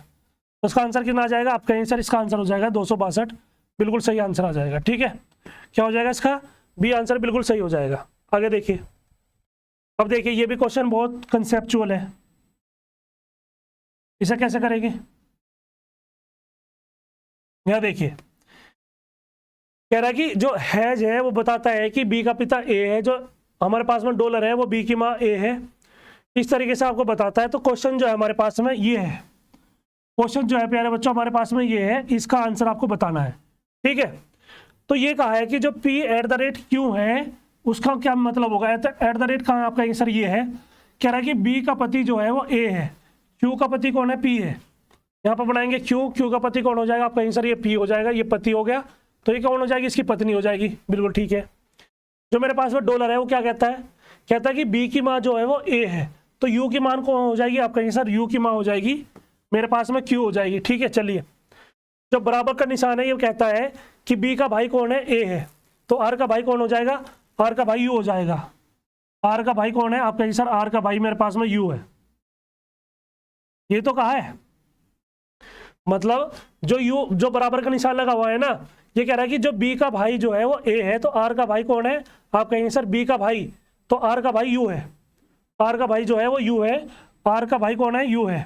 ठीक है, आर का भाई कौन हो जाएगा, यू हो जाएगा। ठीक है, फिर कह रहा है मेरे पास में जो परसेंटेज आया, परसेंटेज ये कह रहा है कि जो बी की पत्नी है वो ए है, एस की पत्नी कौन है, आर है, तो मेरे पास में ये रहा एस, और ये इसकी पत्नी हो जाएगी, और ये क्या हो जाएगा, इसका पति हो जाएगा। बिल्कुल ठीक है, जो हैज है वो क्या कहता है, हैज ये कहता है कि बी का पिता कौन है, ए है, तो वी का पिता कौन हो जाएगा आपका आंसर, वी का पिता मेरे पास में एस हो जाएगा। वी का पिता कौन हो गया मेरे पास में, एस हो गया। अब ये कह रहा है कि जो हमारे पास में सूत्र है, कह रहा है कि पी का मेरे पास में पी का वी से क्या संबंध होगा, ये चीज पूछ रहा है आपसे। तो इसे कैसे सोल्व करेंगे, से कहा जाएंगे आपका आंसर, से का की ओर जाएंगे। देखो ये कौन है, इसके पिता है, ये इसकी माँ है, और ये क्या है, इसकी बहन है, तो ये क्या हो जाएगी आपका आंसर, ये इसकी माँ हो जाएगी, और ये इसका क्या हो जाएगा आपका आंसर, ये इसके पिता हो जाएंगे। तो इसका मतलब क्या हुआ प्यारे बच्चों, ये इसके पिता है, ये पिता की माँ है, तो पिता की जो माँ के जो पिता हो जाएंगे क्या कहेंगे आपके आंसर, इन्हें बोलते हैं हम नाना। क्या बोलते हैं इन्हें, आपका आंसर इन्हें बोला जाता है नाना। और इसका एक्यूरेट आंसर क्या हो जाएगा आपका आंसर, इसका आंसर हो जाएगा मेरे पास में बी आंसर क्या हो जाएगा, बिल्कुल सही हो जाएगा। ठीक है, चलिए आगे देखते हैं, ये बताएंगे आप। क्वेश्चन में कहा है कि एक बैंक जो है दुकान के पूर्व में स्थित है। मेरे पास में एक बैंक जो ये रहा, ये कह रहा है कि जो बैंक है ना, एक बैंक एक दुकान के पूर्व में, तो दुकान कहाँ हो जाएगी आपका आंसर, दुकान ये हो गई, और इसके पूर्व में कौन है, बैंक है। चलिए बैंक के उत्तर में, उत्तर पश्चिम में एक कॉलेज है, इसके उत्तर पश्चिम में मतलब यहाँ पे क्या है, एक कॉलेज है। ये रहा कॉलेज। कह रहा है कि उस दुकान के उत्तर में कॉलेज, उस दुकान के उत्तर में और कॉलेज के पश्चिम में, इसके उत्तर में, ठीक है, और इसके किस में, पश्चिम में एक बस स्टॉप है। मतलब यहाँ पे क्या है, एक बस स्टॉप है। यहाँ पे क्या है प्यारे बच्चों, आप कहेंगे सर यहाँ पे एक बस स्टॉप है। दुकान के सापेक्ष, किसके सापेक्ष, ये रहा मेरे पास में दुकान, इस दुकान के सापेक्ष ये रही मेरे पास में दुकान, ठीक है। इस दुकान के सापेक्ष कॉलेज किस दिशा में है, ये चीज़ आपसे पूछ रहा है। तो कॉलेज का है, आप कहेंगे सर ये दुकान है होगी और ये मेरे पास में कॉलेज हो गया। इसके सापेक्ष क्या हो जाएगा, आप कहेंगे सर इसके सापेक्ष ये दिशा बैठेगी। और ये दिशा कौन सी हो जाएगी, आप कहेंगे सर ये उत्तर हो गई मेरे पास में, ये पूरब हो गई, तो ये हो जाएगी मेरे पास में उत्तर पूरब। कौन सी दिशा हो जाएगी प्यारे बच्चों, आप कहेंगे सर ये उत्तर पूरब हो जाएगी। तो इसका उत्तर पूरब क्या हो जाएगा, एक्यूरेट आंसर आ जाएगा, ठीक है। चलिए आगे देखिए, ये बताइए इसे कैसे करेंगे। इसमें कहा है कि दिए गए पैटर्न को ध्यानपूर्वक पढ़े और वह संख्या चुने जो प्रश्न चिन्ह को प्रतिस्थापित करती है ना। ये चीज आपसे पूछ रहा है, तो कैसे बताएंगे आप कहेंगे सर ये मेरे पास में कितना है, इन दोनों को यदि जोड़ेंगे तो कितना आ जाएगा, आप कहेंगे सर इन दोनों को जोड़ा तो 52 आ गया। तो यदि 52 में से मैं कितना घटा दूं, ये 22 घटा देता हूं, ये वाला कितना आ जाएगा 30। तो इसका मतलब ये संख्या मिल गई। इन दोनों को जोड़ेंगे तो कितना आ जाएगा, आप कहेंगे सर 50। 50 में से 10 जाएंगे तो कितना बच जाएगा, आप कहेंगे सर 40। ये मिल गई संख्या। इन दोनों को जोड़ेंगे कितना आ जाएगा, आप कहेंगे सर 48। घटाएंगे तो क्या आ जाएगा, आप कहेंगे सर 43 आना चाहिए। तो 43 ही घटा दो तो एक्स की वैल्यू कितनी आ जाएगी, आप कहेंगे सर एक्स की वैल्यू आ जाएगी 5। एक्स की वैल्यू कितनी आ जाएगी, आप कहेंगे सर 5 आ जाएगी। और 5 ही क्या हो जाएगा, बिल्कुल सही आंसर हो जाएगा। बी आंसर बिल्कुल सही आ जाएगा। आगे देखिए, अब देखिए आपके पास सबसे पहले क्या है, 4 है, 10 है, फिर आपके पास 16 है, फिर आपके पास 22 है, और फिर यहाँ पे क्या है ये पूछ रहा है। तो देखिए 4 प्लस के 6, प्लस के कितना हो जाएगा, 6 हो जाएगा, प्लस के 6 22 हो गया, और प्लस के 6 कितना हो जाएगा 28। तो यहाँ पे कितना आ जाएगा, आप कहेंगे सर यहाँ पे आ गया मेरे पास में 28, ठीक है। ये मेरे पास में 28 आ गया, बहुत अच्छी बात है। आगे देखिए, अब ये कह रहा है कि जो MON QSR UVW और YAZ को क्या लिखा जाएगा, आगे पूछ रहा है। M कितना होता है 13, Q कितना होता है 17, ये कितना हो जाएगा 21, ये होता है मेरे पास में 25, ठीक है। इसका मतलब ये भी कैंसिल हो गया, ये कैंसिल हो गया। इन दोनों में हमारे पास में D भी सेम है, हमारे पास में C भी सेम है। तो हमें किस में देखना चाहिए, केवल जो बीच का पद है ना उसे देखना चाहिए हमें, ठीक है। तो देखिए ये कितना हो जाएगा 15, ये 17 हो जाएगा, ये 19 हो जाएगा, सॉरी कितना हो जाएगा मेरे पास में, ये 19 होता है, ये मेरे पास में 23 होता है प्यारे बच्चों। ये कितना हो जाएगा आपका आंसर, ये 1 हो जाएगा। 15 में 4 जोड़ेंगे तो 19 आएगा, 19 में 4 जोड़ेंगे कितना आ जाएगा, ये हो जाएगा मेरे पास में 23। 23 में 1 जोड़ेंगे तो 1 आ जाएगा, 1 में 4 जोड़ेंगे तो क्या आ जाएगा, आप कहेंगे सर ये 5 हो जाएगा। 5 का मतलब क्या होता है, ई। 5 का मतलब क्या होता है, ई होता है। और मेरे पास में क्या आ जाएगा, आप कहेंगे सर इसका आंसर हो जाएगा मेरे पास में डी आंसर बिल्कुल सही हो जाएगा, ठीक है। आगे देखिए, अब ये बताएंगे यदि आपके पास क्या है 13 है, यहाँ पे 21 है, यहाँ पे 33 है, यहाँ पे कितना है 54, और यहाँ पे क्या है 91, तो यहाँ पे पूछा है यहाँ पे क्या आएगा। अब देखिए ये कितना हो जाएगा, आप कहेंगे सर ये हो जाएगा मेरे पास में 8। ये कितना हो जाएगा मेरे पास में, आप कहेंगे सर इसे जोड़ दीजिए 12। ये कितना हो जाएगा मेरे पास में 12। ये कितना हो जाएगा, आप कहेंगे सर ये हो जाएगा मेरे पास में 21 हो जाएगा, है ना। कितना हो जाएगा मेरे पास में, 54 में से यदि 33 घटाएंगे तो कितना बच जाएगा, 21 बच जाएगा, 21 हो गया। 91 में से यदि आप 54 घटाएंगे कितना बचेगा, आपका आंसर ये बच जाएगा 7। 11 में से 4 जाएंगे 7, और ये बच जाएगा 37। तो प्यारे बच्चों कितना बच गया, आप कहेंगे सर ये मेरे पास में 37 बच गया। क्या हो गया मेरे पास में, आप कहेंगे सर ये मेरे पास में 37 आ गया। तो अब देखेंगे 8 में 4 जोड़ेंगे कितना आ जाएगा 12, 12 में 8 जोड़ेंगे तो कितना आ जाएगा, आप कहेंगे सर तो 20 आना चाहिए था, 9 जोड़ रहा है। चलिए अब आपका माइंड यहाँ पे कैसे काम करेगा, देखिए यदि मैं यहाँ पे 4 जोड़ता हूँ तो 12 हो जाएगा, यदि यहाँ पे मैं 9 जोड़ता हूँ तो कितना हो जाएगा, आप कहेंगे सर ये हो जाएगा मेरे पास में 21। यदि मैं यहाँ पे कितना जोड़ूँ, आप कहेंगे सर यहाँ पे 16 जोड़ देता हूँ, तो यहाँ पे कितना जोड़ना पड़ेगा, आपको यहाँ पे 25 जोड़ना पड़ेगा। जब आप यहाँ पे 25 जोड़ेंगे तो कितना आ जाएगा, आप कहेंगे सर इसको 25 जोड़ेंगे तो कितना आ जाएगा, आप कहेंगे सर ये 62 हो जाएगा। भाई यदि आप 37 में 25 जोड़ते हैं तो कितना आ जाएगा 62, और 62 इसमें जोड़ेंगे तो कितना आ जाएगा, आप कहेंगे सर ये हो जाएगा 153। कितना हो जाएगा मेरे पास में, आप कहेंगे सर ये हो जाएगा मेरे पास में 153, इसका आंसर आ जाएगा। ये रहा मेरे पास में 153, ठीक है। ये बिल्कुल एक्यूरेट आंसर हो जाएगा इसका। देखिए 153 है, आप कहेंगे सर बिल्कुल आंसर ये इसका ये रहा, क्या हो जाएगा इसका, बी आंसर बिल्कुल सही आ जाएगा। सभी की समझ में आ रहा है? ये 2 का स्क्वायर है, ये 3 का स्क्वायर है, 4 का स्क्वायर है, तो ये कौन सा हो जाएगा? 5 का स्क्वायर। इसमें जोड़ेंगे तो 62 हो गया, इसमें जोड़ेंगे तो कितना आ जाएगा? आपका आंसर 153 आ जाएगा। बहुत बढ़िया, आगे देखिए। ये बताइए, कह रहा है कि निम्नलिखित 4 शब्दों में से 3 किसी प्रकार से एक समान क्या है? एक समान है, और जो चौथा है ना वो असंगत है। कह रहा है कि असंगत शब्द का चयन करें, ये चीज आपसे पूछ रहा है। मेरे पास में शिमला मिर्च है, बैंगन है, आलू है और भिंडी है, ठीक है? ये है, आपको पता होगा कि जो मेरे पास में आलू होता है वो जमीन के अंदर बोया जाता है। आलू क्या है? आप कहेंगे सर आलू एक तना है। आलू क्या है प्यारे बच्चों? आप कहेंगे सर आलू जो है वो एक तना होता है, तना है, और ये जमीन के अंदर होता है, जमीन के अंदर होता है, और बाकी सब कहाँ होते हैं? आप कहेंगे सर बाकी सब जमीन के बाहर होते हैं, तो इसका आंसर क्या आ जाएगा? इसका आंसर क्या आएगा? आप कहेंगे सर इसका आंसर हो जाएगा मेरे पास में आलू, ठीक है? इसका आंसर क्या आ जाएगा? आप कहेंगे सर इसका आंसर हो जाएगा मेरे पास में डी आंसर बिल्कुल सही होगा। सभी को समझ में आ रहा है? कोई दिक्कत नहीं है, तो डी आंसर बिल्कुल एक्यूरेट हो जाएगा। आगे देखिए, ये मेरे पास में क्या है? ये एंटर को क्या लिखा जाता है? UBWKH, ये लिखा जाता है। तो मेरे पास में एंटर कितना हो जाएगा? 5, ये हो जाएगा 14, ये हो जाएगा मेरे पास में 20, ये हो जाएगा 5 और ये हो जाएगा 18, ठीक है? ये कितना हो जाएगा मेरे पास में? 21 हो जाएगा, ये मेरे पास में 2 हो जाएगा, और ये कितना है मेरे पास में? आप कहेंगे सर ये हो जाएगा मेरे पास में 23, ये हो जाएगा 11 और ये हो जाएगा 8, ठीक है? ये समझ में आ रहा है आपकी? कोई दिक्कत नहीं है यहाँ तक किसी को भी? सभी प्यारे बच्चे बताएंगे यहाँ तक किसी को कोई दिक्कत नहीं है?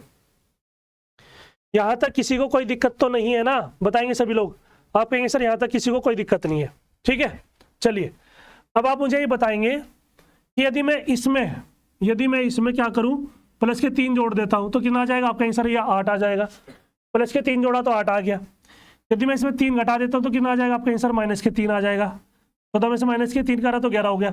या इसे ऐसे भी लिख सकते हैं आप, ये कितना हो जाएगा? 5, ये 14 हो जाएगा, ये मेरे पास में 20 हो जाएगा, ये 5 हो जाएगा, ये 18 हो जाएगा, ठीक है? तो क्या बना हुआ? आप कहेंगे सर ये 21 हो जाएगा, ये मेरे पास में 2 आ जाएगा, ये 23 हो जाएगा, ये 11 हो जाएगा और ये हो जाएगा 8। प्लस के 3 हो गया, बिल्कुल ठीक है। यदि आप यहाँ देखेंगे तो माइनस के 3 आ गया, ऊपर वाले को मिटा दीजिए आप। यदि आप ऊपर वाले को रब करते हैं तो आंसर अपने आप आ जाएगा। तो कितना हो जाएगा? आप कहेंगे सर ये आ जाएगा मेरे पास में माइनस के 3। यदि मैं 20 में प्लस के 3 जोड़ूंगा तो कितना आ जाएगा? आप कहेंगे सर 23। 14 में यदि मैं माइनस के 3 करूंगा तो कितना आ जाएगा? आप कहेंगे सर ये हो जाएगा मेरे पास में 11। और यदि मैं 5 में प्लस के 3 जोड़ूंगा तो कितना आ जाएगा? आप कहेंगे सर ये हो जाएगा 8। इसका मतलब क्या पैटर्न लगा हुआ है कि पहले में 3 जोड़िए, फिर घटाइए, फिर जोड़िए, फिर घटाइए, फिर जोड़िए, फिर घटाइए, ये पैटर्न चला हुआ है। इसका मतलब ये हुआ कि मेरे पास में यहाँ पे क्या है? यहाँ पे मेरे पास में 20 है, यहाँ पे क्या है? मेरे पास में 20 है, ये 15 है, ये 21 हो गया, ये 3 हो गया और ये 8 हो गया। यदि आप 20 में से 3 घटाएंगे, सॉरी पहले क्या करेंगे? जोड़ेंगे। यदि आप पहले 3 जोड़ दिया तो कितना हो गया? 23। 23 का मतलब ये कैंसिल हो गया, ये कैंसिल हो गया। 23 का मतलब क्या होता है? आप कहेंगे सर डब्लू। क्या मतलब होता है 23 का डब्लू? 15 में से 3 जाएंगे तो 12 बचेंगे, तो 12 क्या होता है मेरे पास में? आप कहेंगे सर एल होता है। तो इसका आंसर क्या आ जाएगा? आप कहेंगे सर इसका आंसर हो जाएगा मेरे पास में बी आंसर बिल्कुल सही होगा। बी आंसर क्या आ जाएगा इसका? बिल्कुल सही हो जाएगा। ये बताएंगे मेरे पास में ग्रीन है, मेरे पास में कितना है? ग्रीन है, ये 7 हो जाएगा, इसे लिख लीजिए, ये ग्रीन होगा, GREEN, ये ग्रीन हो गया। इसे क्या लिखा गया है इसमें? 20, 9, 22 और ये हो जाएगा 13, ठीक है? ये मेरे पास में 7 होता है, ये 18 होता है, ये 5, ये 5 ही मेरे पास में कितना हो जाएगा? 14। इसका उल्टा कितना हो जाएगा? आप कहेंगे सर इसका उल्टा हो जाएगा मेरे पास में 20। इसका उल्टा कितना होता है? आप कहेंगे सर 9। इसका उल्टा कितना हो जाएगा? 22। इसका भी उल्टा हो जाएगा मेरे पास में 22 और 14 का उल्टा कितना हो जाएगा? आप कहेंगे सर 13। ये क्या है? ये विपरीत क्रम लगा हुआ है। विपरीत क्रम का मतलब ये होता है यदि आप 7 में हमारे पास में 27 घटा देंगे, यदि 27 में से आप 7 घटा देंगे तो आपको उल्टा मिल जाएगा। यदि 27 में से आप 18 घटाएंगे तो 9 मिलेगा। देखो ये संख्या और ये संख्या बिल्कुल सेम है। इसका मतलब क्या हुआ? इसमें जो कंसेप्ट लगा हुआ है, जो इसमें प्यारे बच्चों क्या लगा हुआ है? कंसेप्ट, जो इसमें कंसेप्ट लगा हुआ है वो कैसा है? आप कहेंगे सर विपरीत क्रम। कौन सा लगा हुआ है? आप कहेंगे सर इसमें विपरीत क्रम लगा हुआ है, तो इसका ये हो जाएगा। अब मेरे पास में क्या है? व्हाइट है, ये कितना होता है मेरे पास में? 23। यदि 27 में से आप 23 घटाएंगे तो क्या बचेगा? 4। ये मेरे पास में 8 होता है। 27 में से यदि आप 8 घटाएंगे क्या बचेगा आपका आंसर 19 बचेगा। ठीक है, ये होता है 9। 27 में से 9 घटाएंगे तो कितना बचेगा आपका आंसर 18 बचेगा। ठीक है, फिर मेरे पास में क्या होता है, ये होता है मेरे पास में 20, ये बच जाएगा इधर आपका आंसर, ये 7 बच जाएगा। ये होता है मेरे पास में 5। 27 में से 5 घटाएंगे तो क्या हो जाएगा 22। क्या हो जाएगा 22। देखो 4 19 18, 4 19 18, 7 22, तो इसका आंसर कितना आ जाएगा आपका आंसर, इसका आंसर हो जाएगा मेरे पास में सी आंसर बिल्कुल सही होगा। आगे देखिए, ये बताइए, कह रहा है कि ये आपको पढ़ना है, पढ़ने के बाद आपको कह रहा है कि जो पैटर्न इन दोनों में लगा हुआ है, जो पैटर्न इन दोनों में लगा हुआ है वही पैटर्न इसमें बताइए कौन सी संख्या में लगा हुआ है। ठीक है, आप कहेंगे सर देखिए 5 है, 315 है और 21 है। यदि मैं 5 की गुणा 21 से करता हूं तो कितना आ जाएगा 21 पंजे 105। इसकी मल्टीप्लाई इसमें करिए तो 21 पंजे 105। 105 की मल्टीप्लाई करूंगा तो कितना आना चाहिए, आप कहेंगे सर 3 की मल्टीप्लाई करते हैं तो 315 आता है। कितना आ जाएगा मेरे पास में 315 आ जाएगा, बिल्कुल ठीक है। 18 नंबर कितना हो जाएगा आपका आंसर 162। 162 में यदि 3 की मल्टीप्लाई करता तो 486 आ जाएगा। चलिए, इसका मतलब ये हुआ कि आप इन दोनों की मल्टीप्लाई कीजिए, जो मल्टीप्लाई करके आएगा उसमें 3 की मल्टीप्लाई फिर कर दीजिए। ठीक है, तो 486 आ गया। अब देखिए, यदि आप इन दोनों की मल्टीप्लाई करेंगे तो कितना आ जाएगा आपका आंसर 10 गुणा 16 बराबर कितना आ जाएगा 160। 160 में फिर 3 की मल्टीप्लाई करेंगे तो कितना आ जाएगा आपका आंसर 16 48 480। तो इसका आंसर क्या हो जाएगा आपका आंसर, इसका आंसर हो जाएगा मेरे पास में डी आंसर बिल्कुल सही हो जाएगा। डी आंसर क्या आ जाएगा, इसका एक्यूरेट आंसर होगा। आगे देखिए, ये बताएंगे सभी लोग, इसका आंसर बताएंगे सभी लोग। ये कह रहा है कि उस विकल्प का चयन करें जो तीसरे शब्द से उसी प्रकार संबंधित है जैसा कि पहला दूसरे संबंधित है। लोहे को क्या बोला जाता है Fe, चांदी को क्या बोला जाता है आपका आंसर Au बोला जाता है। कल को यहाँ पे सोना पूछ ले तो क्या बोलेंगे आप उसे Au बोला जाता है। ठीक है, ये क्या होता है मेरे पास में सोडियम, ये सोडियम होता है, ये मेरे पास में क्लोरीन होता है। ठीक है, ये मेरे पास में क्या हो जाएगा सिल्वर। सिल्वर को क्या कहा जाता है आपका आंसर चांदी, क्या कहा जाता है आपका आंसर चांदी बोला जाता है। ये क्या है मेरे पास में पोटेशियम, ये क्या है मेरे पास में पोटेशियम है। और प्यारे बच्चों कमेंट में बताएंगे डब्लू को क्या कहा जाता है। हमारे पास में जो डब्लू है इसका रासायनिक नाम क्या है, डब्लू का रासायनिक नाम क्या होता है, ये आप मुझे कमेंट बॉक्स में बताएंगे। डब्लू का रासायनिक नाम क्या होता है, ये चीज़ मुझे आप कमेंट बॉक्स में बताएंगे। सी आंसर बिल्कुल सही होगा। अब देखिए, ए जो है खाली टंकी को 14 घंटे में भर सकता है, चलिए भर दीजिए 14 घंटे में। बी जो है खाली टंकी को 10 घंटे में। एक अन्य पाइप बी के साथ मिलकर है ना, बी के साथ एक अन्य पाइप बी के साथ मिलकर कोई अन्य पाइप हो गया बी के साथ मिल गया, तो कह रहा है कि 10 घंटे में भर सकता है। पाइप बी इस खाली घंटे, मतलब इस तरीके से बोल रहे हैं यही पाइप है जो इसके साथ मिल गया कितने घंटे में 14 में। 14 पंजे कितना आ जाएगा 70, ये हो जाएगा 14 पंजे 70 हो जाएगा और 10 सत्ते 70 हो जाएगा। तो बी कितना बच गया आपका आंसर, बी मेरे पास में कितना हो जाएगा 2। तो 70 को आप 2 से भाग करेंगे तो कितना आ जाएगा आपका आंसर 35 घंटे में। कितने घंटे में भर सकता है, तो पाइप बी जो इसी खाली टंकी को कितने घंटे में कंप्लीट कर सकता है आपका आंसर 35 घंटे में। और ये रहा मेरे पास में, इसका आंसर क्या आ जाएगा, ये आंसर बिल्कुल सही होगा। ये देखिए, एक ही कंपनी में काम करने वाले 6 व्यक्ति हैं ABCDEF की आयु का योग कितना है आपका आंसर 105 वर्ष है। उन सभी के पैदा होने में 5 वर्ष का अंतर पाया जाता है। सबसे बड़े व्यक्ति की आयु कितनी होगी, ये चीज पूछ रहा आपसे, कोई दिक्कत नहीं है। x - 5 ये दूसरा हो गया, प्लस x - 10 ये तीसरा हो गया, प्लस x - 15 ये चौथा हो गया, प्लस x - 20 और ये हो जाएगा लास्ट x - 25 बराबर कितना हो जाएगा आपका आंसर 105। इनका योग है 105 क्या इनका योग है, तो कितना हो जाएगा आपका आंसर 1 2 3 4 5 6, कितना हो जाएगा 6x हो जाएगा माइनस। देखो ये कितना हो जाएगा आपका आंसर, ये हो जाएगा मेरे पास में 15, 15 दूनी 30, 30 और 20 कितना हो जाएगा 30 और 20 50, 50 माइनस के 25 75, ये 75 हो जाएगा और ये हो जाएगा 105। तो 6x बराबर 180 आ जाएगा और x बराबर कितना आ जाएगा 30 साल। ठीक है, तो मतलब क्या हो जाएगी, इनकी जो एज है वो x की 30 साल है। तो सबसे बड़े की पूछ रहा है, तो सबसे बड़ा कौन हो जाएगा मेरे पास में, ये हो जाएगा सबसे बड़ा, तो 30 ही से होगा ना इसमें, बाकी तो कम हो जाएंगे। ये तो सबसे छोटा होगा, सबसे बड़ा क्या हो जाएगा x हो जाएगा। तो क्या हो जाएगा इसका आंसर, आप कहेंगे सर इसका आंसर आ जाएगा x की वैल्यू 30 हो जाएगी। क्या हो जाएगी, x की वैल्यू 30 हो जाएगी। ये बताइए, कह रहा है कि इसका माध्यक क्या होगा। माध्यक का मतलब यहाँ माध्य नहीं है, यहाँ है माध्यिका। यहाँ है क्या पूछ रहा है, माध्यिका क्या होगी, ये चीज आपसे पूछ रहा है। तो कह रहा है कि इसकी माध्यिका क्या होगी, और माध्यिका के लिए क्या करते हैं, सबसे पहले से आप आरोही क्रम में लगाइए। सबसे पहले क्या करेंगे, आरोही क्रम में लगाइए। आरोही क्रम में क्या होगा, देखिए सबसे छोटा कौन सा आपका आंसर, सबसे छोटा है मेरे पास में 12, तो ये क्या हो जाएगा 12। फिर उसके बाद कितना आएगा आपका आंसर, उसके बाद आएगा, नहीं पहले 5 भी तो है, ये 5 हो गया, फिर मेरे पास में 12 हो गया। चलिए 12 के बाद क्या आएगा आपका आंसर, 12 के बाद मेरे पास में 32 आएगा, फिर 34 आएगा, ये हो जाएगा मेरे पास में 32 और ये हो जाएगा मेरे पास में 34। ठीक है, इनका भी यूज हो गया। फिर इसके बाद क्या आएगा मेरे पास में, ये हो जाएगा 51, 51 हो गया। 51 के बाद क्या आएगा 57, ये हो जाएगा मेरे पास में 51 और ये हो जाएगा मेरे पास में 57।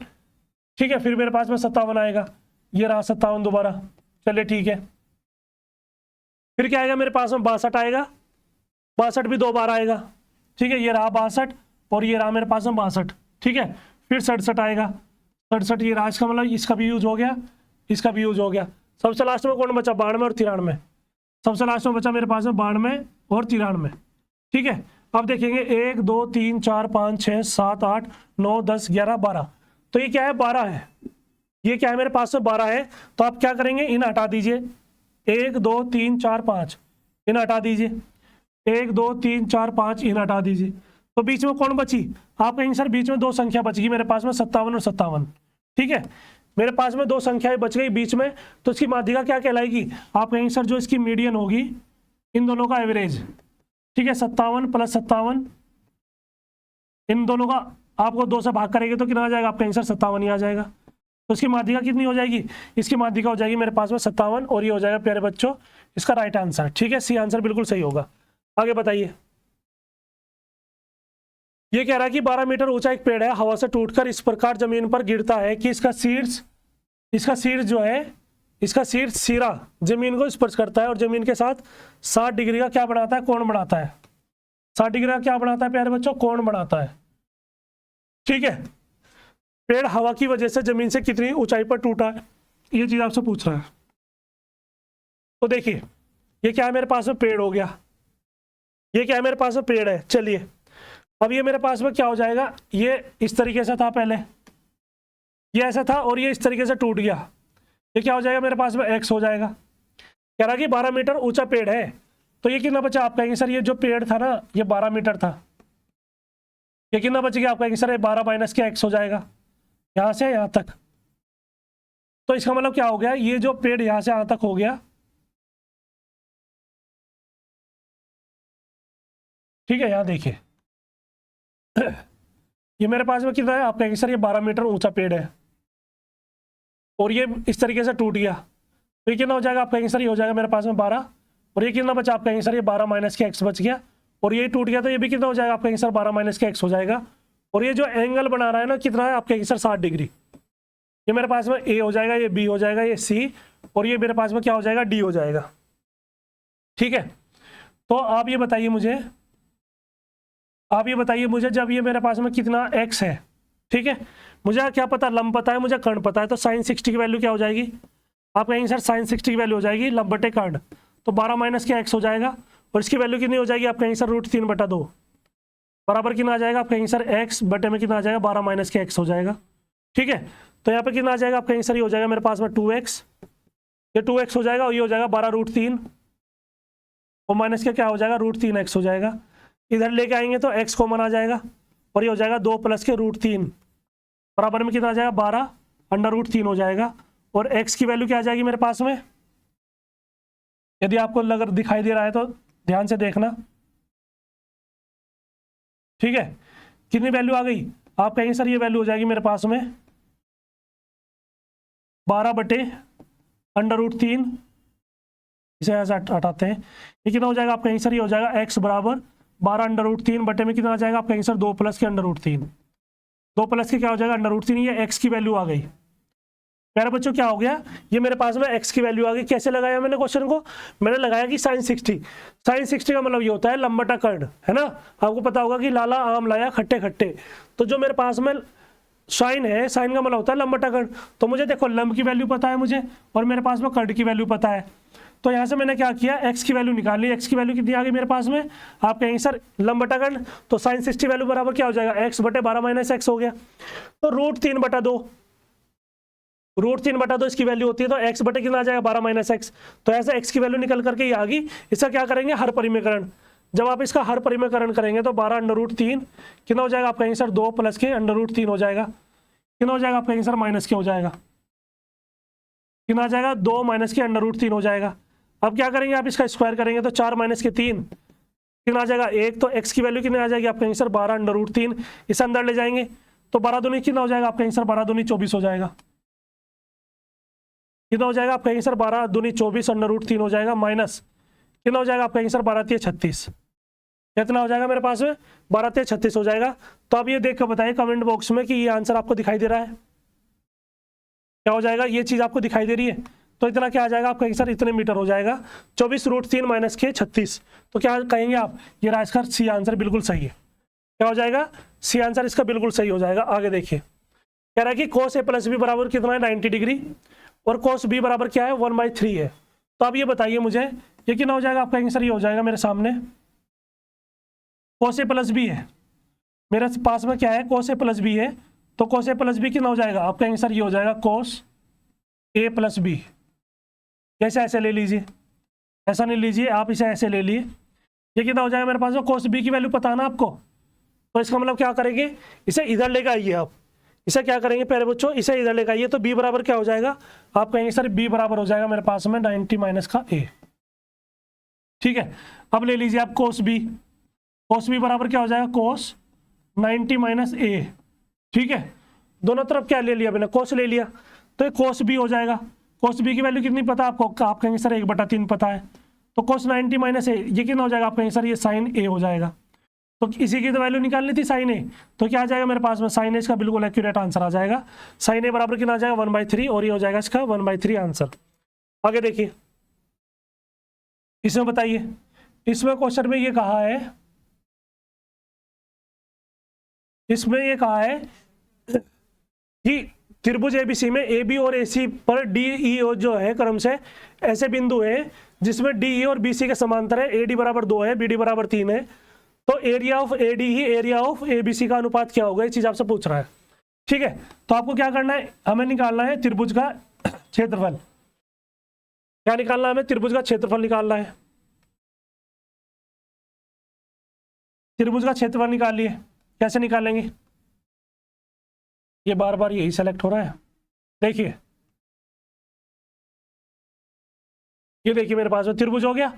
अब ये कह रहा है कि जो त्रिभुज ABC है, ये हो जाएगा A, ये हो जाएगा B, और प्यारे बच्चों ये हो जाएगा C, और ये हो जाएगा मेरे पास में D और E। ठीक है, अब ये कह रहा है कि AB और AC पर DE ऐसे बिंदु है। ठीक है, AB और AC पर D और E ऐसे बिंदु हैं जिसमें DE जो है वो BC के समांतर है। तो आपको दिखाई दे रहा है, ये जो DE के समांतर कौन हो जाएगी, BC हो जाएगी, बिल्कुल ठीक है, BC के समांतर DE है। AD बराबर कितना है, AD बराबर 2 है। फिर कह रहा है कि BD बराबर कितना है, आप कहेंगे सर 3 है।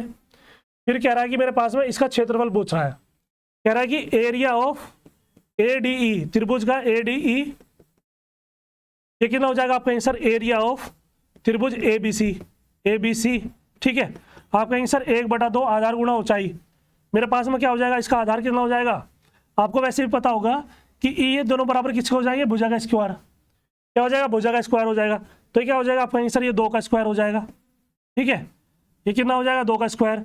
तो जब ABC का निकालेंगे तो भुजा कितनी आ जाएगी, आप कहेंगे सर ये 5 का स्क्वायर हो जाएगा। इसके बराबर आ गया, आप कहेंगे सर ये 4/25 के बराबर आ गया। इसके बराबर आ गया, आप कहेंगे सर मेरे पास में 4/25 का हो गया। 4/25 का है, आप कहेंगे सर इसका आंसर हो जाएगा सी आंसर बिल्कुल सही हो जाएगा। आगे देखिए, ये कह रहा है कि यदि समीकरण 2x + 3y + 11 बराबर 0 है तो 6x + ky + 3 बराबर क्या है, 33 बराबर समपाती है। क्या है, ये मेरे पास में कॉन्सिडेंट लाइन्स है। तो इसके लिए क्या होता है, A1/A2 बराबर क्या हो जाएगा B1/B2 के। समपाती लाइन है, ये क्या होती है, हमेशा बराबर होती है। ठीक है, चलिए तो वैल्यू रखिए, ये कितना हो जाएगा 2 कितना हो जाएगा 6। ये मेरे पास में B1/B2 कितना हो जाएगा, आप कहेंगे सर ये हो जाएगा मेरे पास में 3/K हो जाएगा। 2 3 कितना हो जाएगा 6, तो K बराबर कितना आ जाएगा, आप कहेंगे सर K बराबर 9 आ जाएगा। कितना आ गया मेरे पास में, आप कहेंगे सर K बराबर 9 हो गया, और K बराबर 9 ही क्या आ जाएगा, इसका एक्यूरेट आंसर हो जाएगा। ठीक है, ये हो जाएगा मेरे पास में बी आंसर बिल्कुल सही। आगे देखिए, ये कह रहा है कि एक गाय को 1000 में बेचने पर जितना लाभ होता है 1010 रुपये में बेचने पर उसे 5% अधिक का लाभ मिलता है।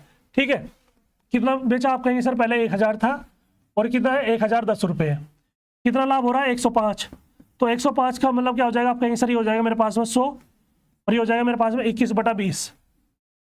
21 बटा क्या हो जाएगा आप कहेंगे सर? 21/20 हो गया। कितना बच रहे हैं ऐसे आप कहेंगे सर? 10 रुपये। तो इसका मतलब ये होगा कि 1 यूनिट बराबर किसके आ गई आप कहेंगे सर? 10 के बराबर आ गई। क्या पूछ रहा है? क्रय मूल्य। तो ये क्या होता है मेरे पास में? सीपी होता है। जब 1 यूनिट बराबर 10 के है तो 20 यूनिट बराबर किसका हो जाएगी आप कहेंगे सर? 200 रुपये के। तो इसका मतलब क्या आ जाएगा आप कहेंगे सर? इसका क्रय मूल्य हो जाएगा 200 रुपये। ठीक है, यह आ जाएगा इसका ए आंसर बिल्कुल सही। आगे देखिए, कह रहा है कि यदि छमाही चक्रवृद्धि ब्याज पर 20% वार्षिक दर से, क्या मेरे पास में छमाही जो है ये क्या है? छमाही है। और ये कह रहा है कि तब 18 माह बाद राशि होगी। इसका मतलब टाइम कितना हो जाएगा आप कहेंगे सर? 3 छमाही। टाइम कितना हो जाएगा आप कहेंगे सर? 3 छमाही हो जाएगा। टी की वैल्यू कितनी आ जाएगी? 3 आ जाएगी। तो मेरे पास में आर कितना हो जाएगा आप कहेंगे सर? ये हो जाएगा मेरे पास में 20%। ठीक है, और मेरे पास में पी की वैल्यू कितनी है आप कहेंगे सर? 10,000 रुपये। तो कितनी है आप कहेंगे सर? ये मेरे पास में हो जाएगी छमाही है, 3 महीने की है। तो क्या करेंगे? सी आई बराबर क्या हो जाएगा? P into 1 plus R upon की पावर कितना हो जाएगा आप कहेंगे सर? एन हो जाएगा। ठीक है, जब इसकी वैल्यू निकालेंगे तो डायरेक्ट इसका आंसर आ जाएगा। डायरेक्ट क्या होगा? ऐसा आंसर निकाल के बताए, डायरेक्ट बताएंगे सभी लोग। इसमें क्या करेंगे? सभी लोग डायरेक्ट बताएंगे, कुछ सोचेंगे समझेंगे नहीं। आप कहेंगे सर ये हो जाएगा मेरे पास में 10,000। ठीक है, गुणा कितना हो जाएगा? ये हो जाएगा 20/100। ठीक है, 2 से 2 कट जाएगा। आर कितना हो जाएगा मेरे पास में? 20 हो जाएगा। 20% है ना ये। जब ये मेरे पास में 20% है तो इसकी वैल्यू क्या हो जाएगी आप कहेंगे सर? ये आधा हो जाएगा। आर क्या हो जाएगा मेरे पास में? आप कहेंगे सर आर तो मेरे पास में आधा हो जाएगा। ठीक है ना, ये हो जाएगा आधा। तो कितना हो जाएगा आप कहेंगे सर? ये हो जाएगा 110, मतलब 11/10 गुणा 11 कितना हो जाएगा? 10 गुणा कितना हो जाएगा? 11/10 हो जाएगा। 3 जीरो खत्म हो गई, 3 जीरो ये रही। तो 11 11 121, 1331 हो जाएगा। तो 1331 कितना आ जाएगा? 3310। 3310 क्या आ जाएगा इसका? मेरे पास में सी आई आ जाएगा और ये रहा इसका एक्यूरेट आंसर। ठीक है, बी क्या हो जाएगा इसका? बिल्कुल सही आंसर आ जाएगा। आगे देखिए, अब ये कह रहा है कि 500 रुपये का 7% की वार्षिक दर से और 700 रुपये का 10% की वार्षिक दर से और 1000 रुपये का 4% की वार्षिक दर से 3 वर्ष का कुल साधारण ब्याज क्या होगा? इसका मतलब ये हुआ कि कुल पूछ रहा है टोटल। ठीक है, तो पहले का कितना हो जाएगा साधारण ब्याज? क्योंकि आपको पता है कि एस आई बराबर क्या हो जाएगा आप कहेंगे सर? पी आर टी बटे 100। पी आर टी बटे कितना हो जाएगा? 100 हो जाएगा। सब में पता है कि ये मेरे पास में मूलधन है कितना है? 7 है। तो कितना हो गया? 7 पंजे 35 और कितना है टाइम आप कहेंगे सर? ये हो जाएगा 121। ठीक है, तो 7 पंजे 35 हो जाएगा, ये कैंसिल हो गया। और ये कितना हो जाएगा आप कहेंगे सर? 105 रुपये। ठीक है, 700 का एक कैंसिल हो जाएगा तो ये हो जाएगा मेरे पास में कितना? 7 21 210 रुपये हो जाएगा। चलिए, अब ये कह रहा है कि ये इससे कैंसिल हो जाएगा तो 40 और 4 × 12 120 रुपये हो जाएगा। तो टोटल एस आई कितना आ जाएगा मेरे पास में? ये हो जाएगा 5, ये हो जाएगा 3 और ये हो जाएगा 435 रुपये। टोटल कितना आ जाएगा आप कहेंगे सर? 435 रुपये आ जाएगा। ए आंसर बिल्कुल सही होगा। आगे देखिए, ये बताइए कैसे करेंगे? ये क्वेश्चन बताएंगे आप कैसे करेंगे। ठीक है, तो देखिए, ये कह रहा है कि पीटर जो है, पीटर ये वाला क्वेश्चन भी किस में आया हुआ है? आप कहेंगे सर ये मेरे पास में किस में आया हुआ है? ये क्वेश्चन हो जाएगा हमारे पास में आया हुआ है, एएलपी का पेपर है। ठीक है, ये लोको पायलट में आया हुआ क्वेश्चन है, इसलिए बता रहा हूँ। देखिए, वरना आप ही करते से। कह रहा है कि पीटर्स जो है कस्बा ए से तथा पीटर जो पॉल है कस्बा बी से है। चलिए ठीक है, वे अपनी एक दूसरे कस्बे की तरफ एक ही रास्ते पर समय शुरू करते हैं। वे रास्ते में एक स्थान पर मिलते हैं और अपनी यात्रा जारी रखते हैं। पॉल से मिलने के लिए पीटर जो है कितने घंटे? 13.5 घंटे में गंतव्य पर पहुंचता है, जबकि 6 घंटे में पीटर के कस्बे पहुंचने में पहुंच जाता है। तो पीटर का अपनी यात्रा कितनी है? किलोमीटर 30 किलोमीटर पर आवर की चाल से तय करता है। तो पॉल की जो चाल है किलोमीटर पर आवर में क्या होगी? ये चीज़ आपसे पूछ रहा है। तो मैंने आपको एक चीज़ बताई थी, समानता का जो रूल था इसमें, कि आप इन दोनों की मल्टीप्लाई करके देखिए कितना आएगा। आप कहेंगे सर ये हो जाएगा, 0 खत्म हो गई, 13 3 39 405। तो कितना आगे जाएगा? आप कहेंगे सर ये मेरे पास में 405 आ जाएगा। ठीक है, यहाँ तक बताइए सभी की समझ में आया? 405 आ गया। चलिए ठीक है, एक्स। और ये कितना हो जाएगा मेरे पास में? 6 घंटे। कितना हो जाएगा मेरे पास में? 6 घंटे। और कितने में कर रहा है? आप कहेंगे सर 30 घंटे में पूरा कर रहा है। तो इसे घटा के देख लीजिए। आप कहेंगे सर ये कितना हो जाएगा? आप कहेंगे सर 6 पंजे 30। ये हो जाएगा मेरे पास में 5 पंजे 25 5 चौक 20। ये हो जाएगा एक्स स्क्वायर, तो यहाँ से एक्स की वैल्यू कितनी आ जाएगी, अंडर रूट मेरे पास में 20-25 हो जाएगा, तो केवल ए की वैल्यू है मेरे पास में एक्स बराबर 45 किलोमीटर पर आवर। आ जाएगा इसका आंसर 45 किलोमीटर पर आवर, इसका सी आंसर बिल्कुल सही होगा। अब देखिए पी क्यू आर जो है मेरे पास में, एक खेत की फसल को 9 दिन में काट लेते हैं, पी प्लस क्यू 9 दिन में काट लेते हैं, क्यू प्लस आर कितने में, आप कहेंगे सर क्यू प्लस आर कितने में कर लेता है, 12 घंटे में, 12 दिन में, और पी प्लस आर ये कितने में कर लेता है, आप कहेंगे सर ये 18 दिन में, तो 12 नंबर 144, 18 8 144, और ये हो जाएगा 16 नंबर 144, और ये हो जाएगा 12 12 144, ये कितना हो जाएगा 18 8 144। ठीक है, तो कितना आ जाएगा, इनकी एफिशिएंसी कितनी हो जाएगी, आप कहेंगे सर 20 हो जाएगी 36, और ये हो जाएगा पी प्लस क्यू प्लस के आर, ठीक है, इंटू क्या हो जाएगा, आप कहेंगे सर 2, तो ये हो जाएगा 18 बराबर कितना आ जाएगा, पी प्लस क्यू प्लस कितना हो जाएगा, प्यारे बच्चों आर हो जाएगा। अब ये कह रहा है कि तो उन्हें खेत की फसलों को काटने में कितने दिन लगेंगे, और तीनों एक साथ, तीनों जब एक साथ हो तब, तो कितने हैं तीनों एक साथ, आप कहेंगे सर 18 से भाग करेंगे तो कितना आ जाएगा, आप कहेंगे सर 8 दिन लगेंगे।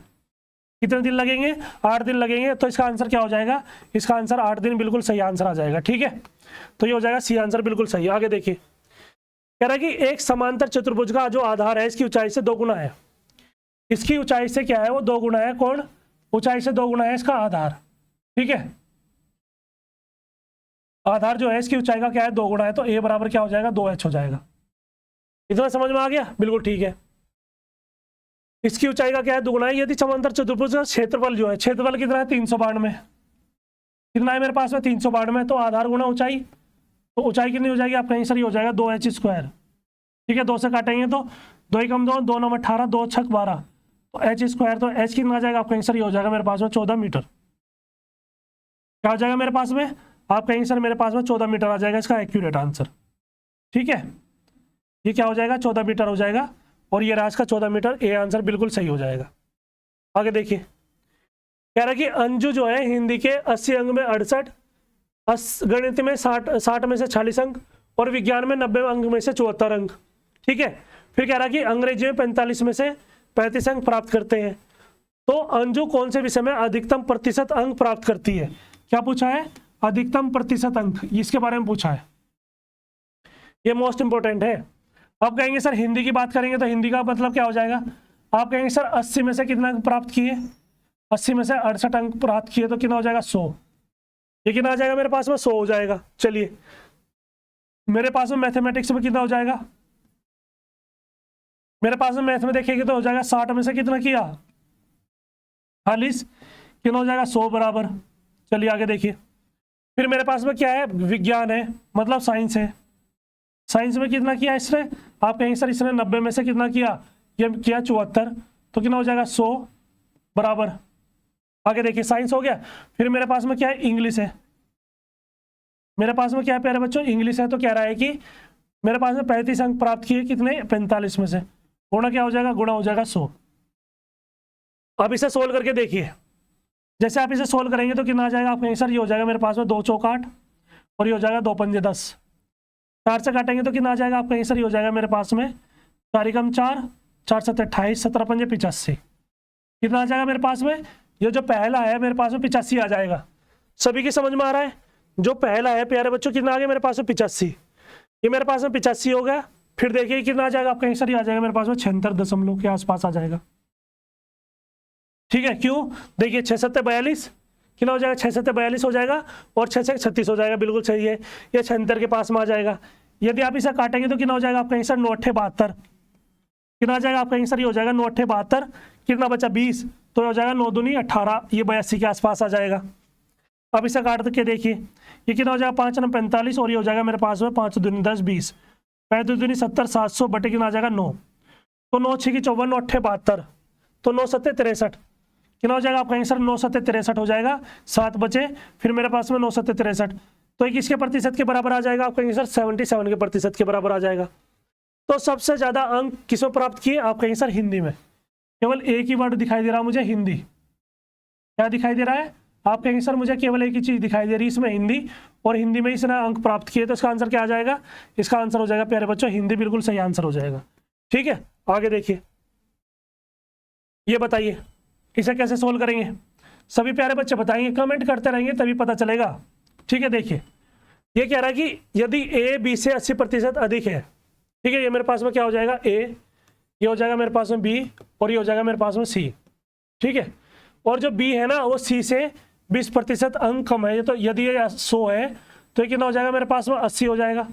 ये भी 80 है और ये भी 80 है, तो कितना बच जाएगा आप कहेंगे सर ये 8 8 2 16 160, और ये हो जाएगा 8 8 64, तो कितना बैठ जाएगा आप कहेंगे सर ये हो जाएगा मेरे पास में 144, ठीक है।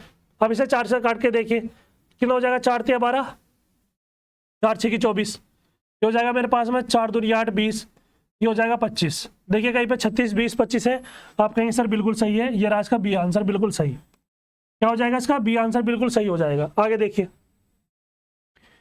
ये कह रहा है कि 3000 में से सबसे छोटी वह संख्या कौन सी है जिसे 4 7 10 से विभाजित करने पर शेषफल कितना बचता है हमारे पास में 3 6, और कितना बचता है आप कहेंगे सर 9 बचता है, 3 6 9 बचता है, ये चीज आपसे पूछ रहा है, तो बताएंगे आप कहेंगे सर मेरे पास में क्या है 4 माइनस के कितने हैं 3 बराबर 1। पहले तो देखेगी शेषफल समान बच रहा है नहीं बच रहा। 7 माइनस के कितना हो जाएगा 6 बराबर 1 हो जाएगा। मेरे पास में 10 में से यदि 9 जाएंगे तो कितना बच जाएगा 1। मतलब जो शेषफल है वो प्यारे बच्चों समान है, शेषफल समान बच रहा है वो भी 1, ठीक है। चलिए कह रहा है कि फिर मेरे पास में क्या है, मेरे पास में 4 है 7 है और 10 है। यदि आप इसका लय से लेंगे तो क्या हो जाएगा, लय से बताइए इसका क्या आएगा। आप कहेंगे सर ये हो जाएगा 10 दूनी 20, ये हो जाएगा मेरे पास में 7 चौक, ये हो जाएगा 140, 7 दूनी 140 हो जाएगा, 7 दूनी 14 हो जाएगा, तो 140 ये आ गया।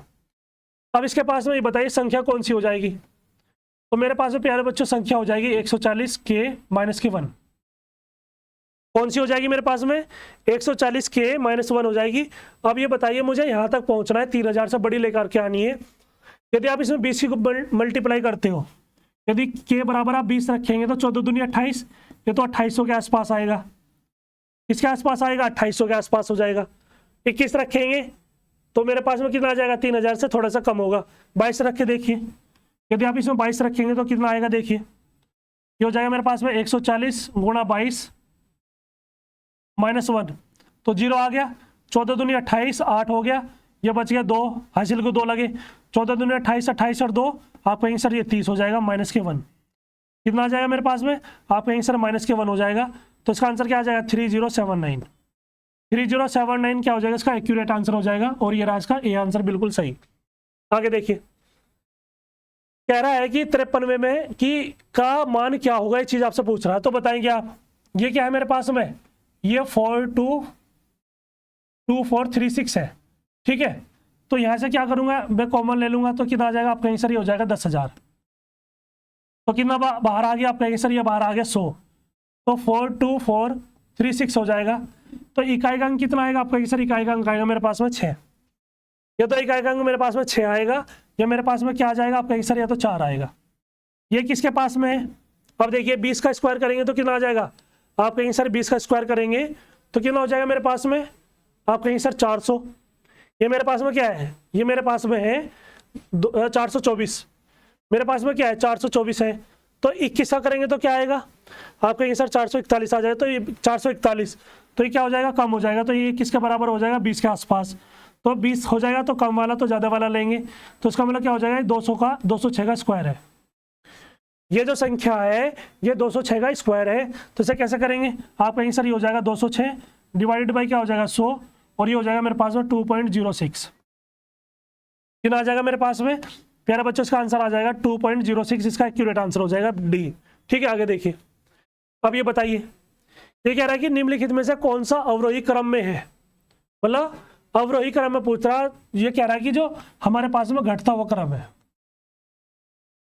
घटता हुआ क्रम, ठीक है। अवरोही क्रम का मतलब क्या होता है, जो घटता हुआ क्रम होता है उसे अवरोही क्रम कहा जाता है, ठीक है। इसमें से कुछ भी उठा के देख लीजिए आप, पहले 5 उठा के देख लीजिए, जैसे ये है मेरे पास में सी है, ये मेरे पास में डी है, ये तो सी है मेरे पास में डी है, कोई सा उठा के देख लीजिए, क्यों, क्योंकि मेरे पास में क्या है 4/5 है, फिर 3/4 हो जाएगा, ये हो जाएगा मेरे पास में 2/3, और ये हो जाएगा 1/2। मैंने आपको एक तरीका क्या बताया था, इनकी मल्टीप्लाई करेंगे 16, और ये हो जाएगा मेरे पास में 15, तो बड़ा कौन हो गया मेरे पास में, ये बड़ा हो गया, ठीक है। यदि हम इन दोनों की मल्टीप्लाई करेंगे, इसकी दूसरे की, आप क्या कहेंगे, ये कितना हो जाएगा आपका आंसर, ये 9 हो जाएगा, ये 8 हो जाएगा, तो ये इससे बड़ा हो गया। यदि आप इन दोनों की मल्टीप्लाई करेंगे कितना हो जाएगा, 2 दूनी 4 हो जाएगा, 3 हो जाएगा, तो ये बड़ा हो गया। प्यारे बच्चों यही आंसर आना था और यही आ गया, यही आना था, वरना ये नहीं आता तो मैं ये चेक करता। तो इसका आंसर क्या हो जाएगा आपका आंसर, यही मेरे पास में घटता हुआ क्रम है, अवरोही क्रम है, ये हो जाएगा सी आंसर, बिल्कुल सही। आगे देखिए, कह रहा है कि अंक है 2 3 0 2 3 4 0 5 से बनी 5 अंकों की सबसे छोटी संख्या कौन सी होगी, ये चीज आपसे पूछ रहा है। इससे छोटी संख्या कौन सी होगी, ये चीज आपसे पूछ रहा है। तो एक तो तरीका ये है, ये कितने अंक है आपका आंसर, ये 5 अंक है। ये मेरे पास में क्या है प्यारे बच्चों, ये 5 अंक हो गए। जो ये 5 अंक हो गए तो इसके बीच में ही संख्याएं आएंगी, इसी के बीच में क्या आएगी, संख्याएं हो जाएगी। सबसे बड़ी संख्या क्या होती है आपका आंसर, ये हो जाएगी 99,999, और छोटी क्या हो जाएगी आपका आंसर, ये हो जाएगी मेरे पास में 5 अंक की 10,000 हो जाएगी। ठीक है, इसके बीच की संख्याएं देखिए क्या आएगी आपका आंसर, ये हो जाएगी मेरे पास में।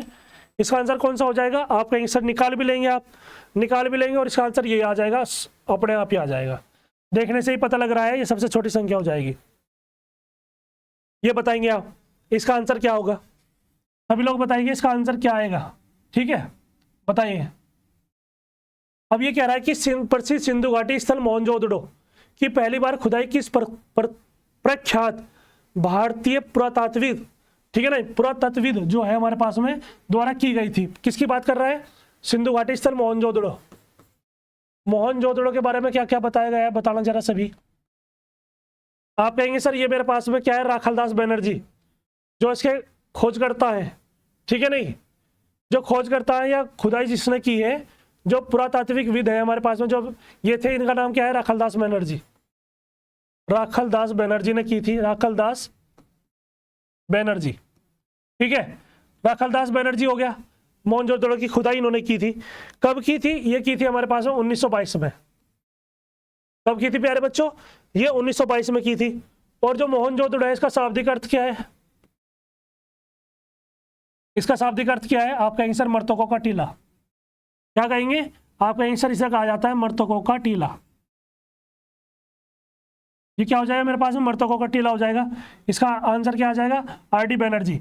तो सी आंसर क्या हो जाएगा इसका, बिल्कुल सही हो जाएगा। इतनी चीज समझ में आ रही है, बताएंगे आप। अब जो मेरे पास में मोहनजोदड़ो है, ठीक है, तो यहाँ पे सबसे विशाल स्नानागार मिला था आपको। क्या मिला था हमारे पास में, सबसे विशाल जो इमारत थी, विशाल इमारत, जो विशाल इमारत थी वो किसकी थी, आपका आंसर स्नानागार की।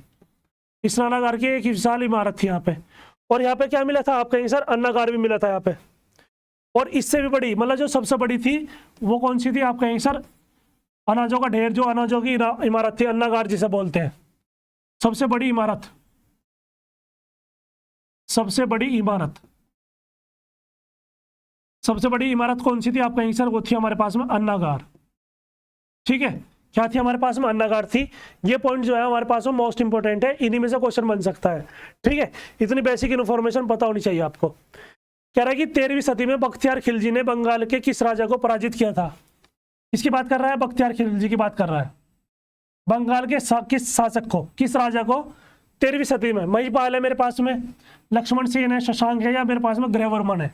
ठीक है, तो किसकी बात कर रहा है, आपका आंसर बख्तियार खिलजी की बात कर रहा है। ठीक है, तो कौन थे हमारे पास में, आपका आंसर जो बख्तियार खिलजी था 13वीं सदी में, कौन था, बख्तियार खिलजी। तो किसे पराजित किया था इसने, कहाँ पे, आपका आंसर ये बंगाल की बात कर रहा है। तो बंगाल के जो उस टाइम राजा थे वो कौन थे हमारे पास में, लक्ष्मण सेन। कौन थे हमारे पास में, प्यारे बच्चों, लक्ष्मण सेन थे। इन्हें क्या किया था इसने, पराजित किया था। तो इसका आंसर क्या आ जाएगा, इसका आंसर मेरे पास में बी हो जाएगा। ठीक है, इतनी चीज समझ में आ रही है, किसी को कोई दिक्कत नहीं है। चलिए आगे देखते हैं, हमारे पास में ये रहा, आगे क्वेश्चन बताइए।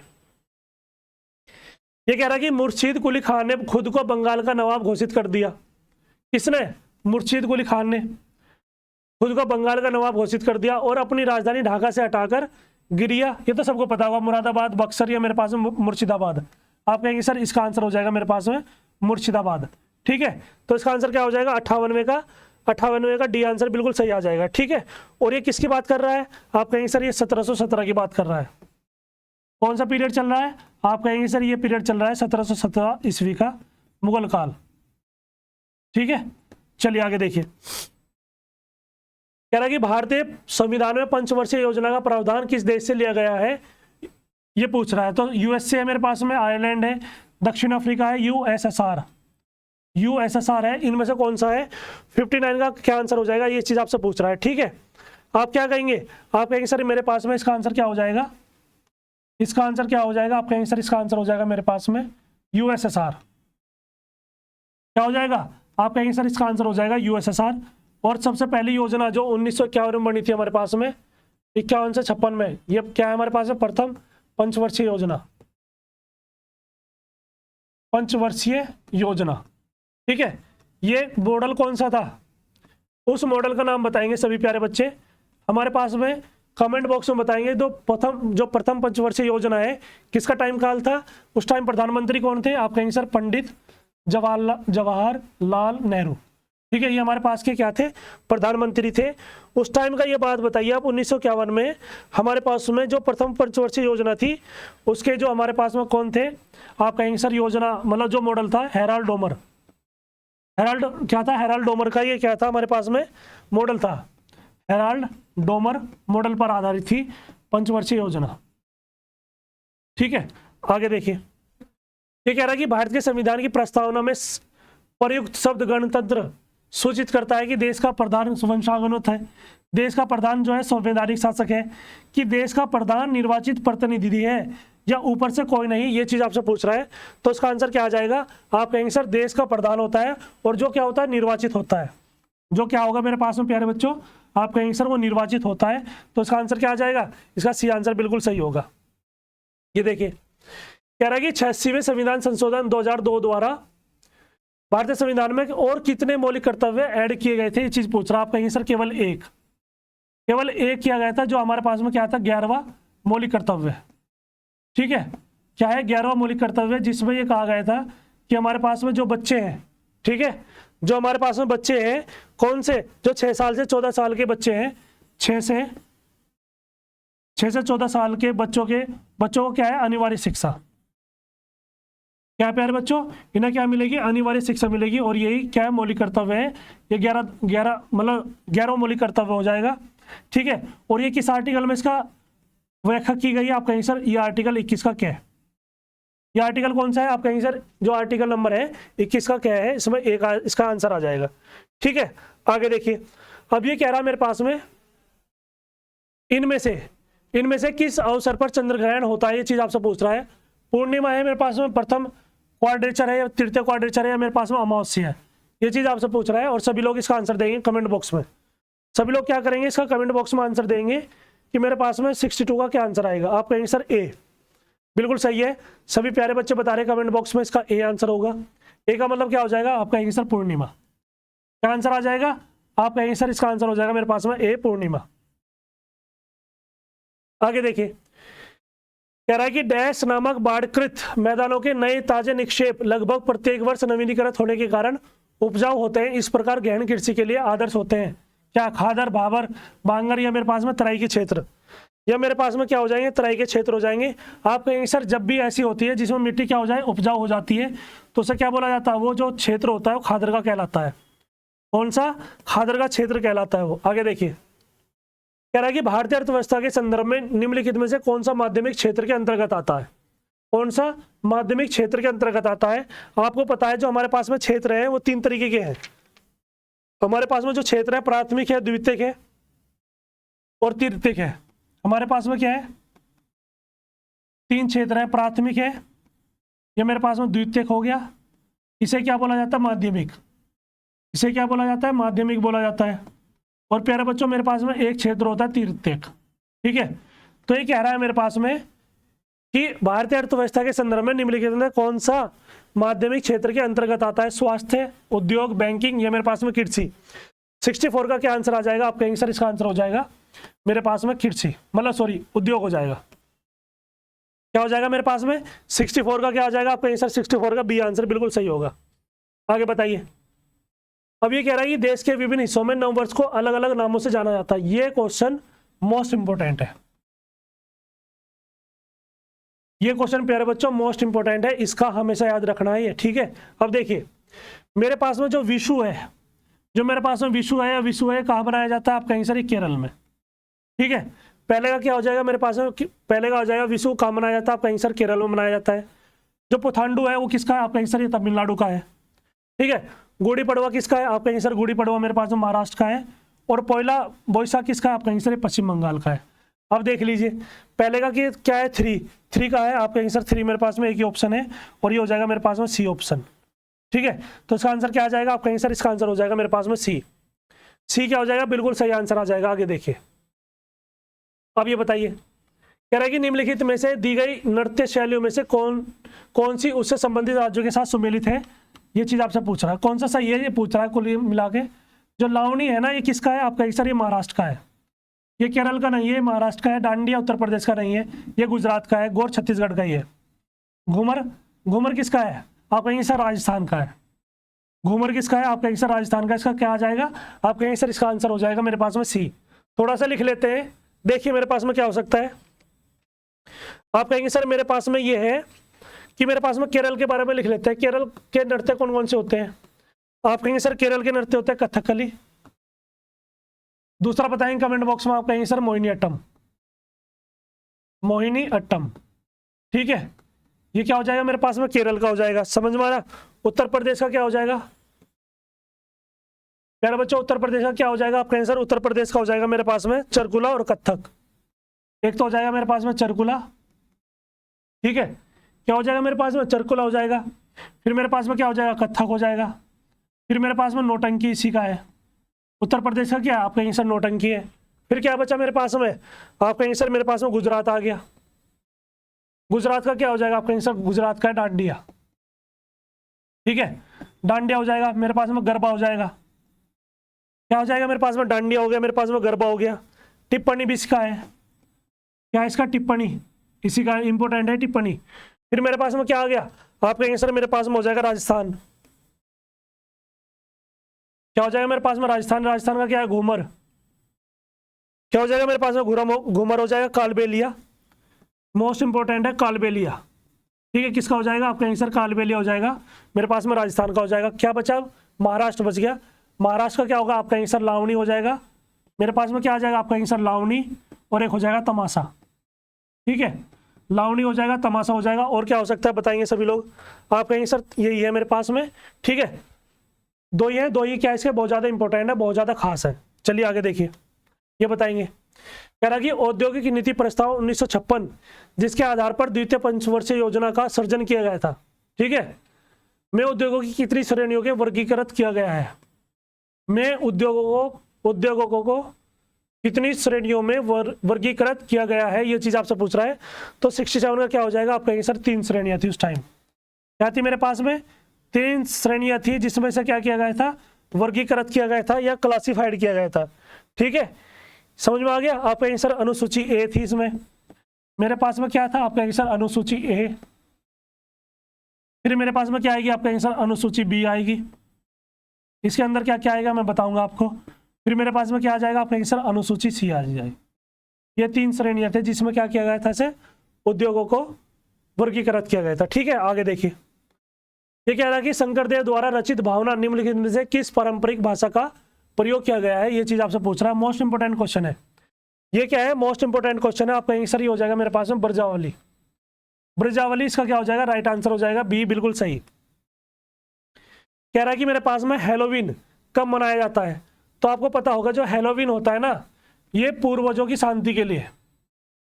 ठीक है, पूर्वजों की शांति के लिए मनाया जाता है। और ये कब मनाया जाता है? मेरे पास में 31 अक्टूबर। क्या हो जाएगा मेरे पास में? इसका आंसर आ जाएगा 31 अक्टूबर।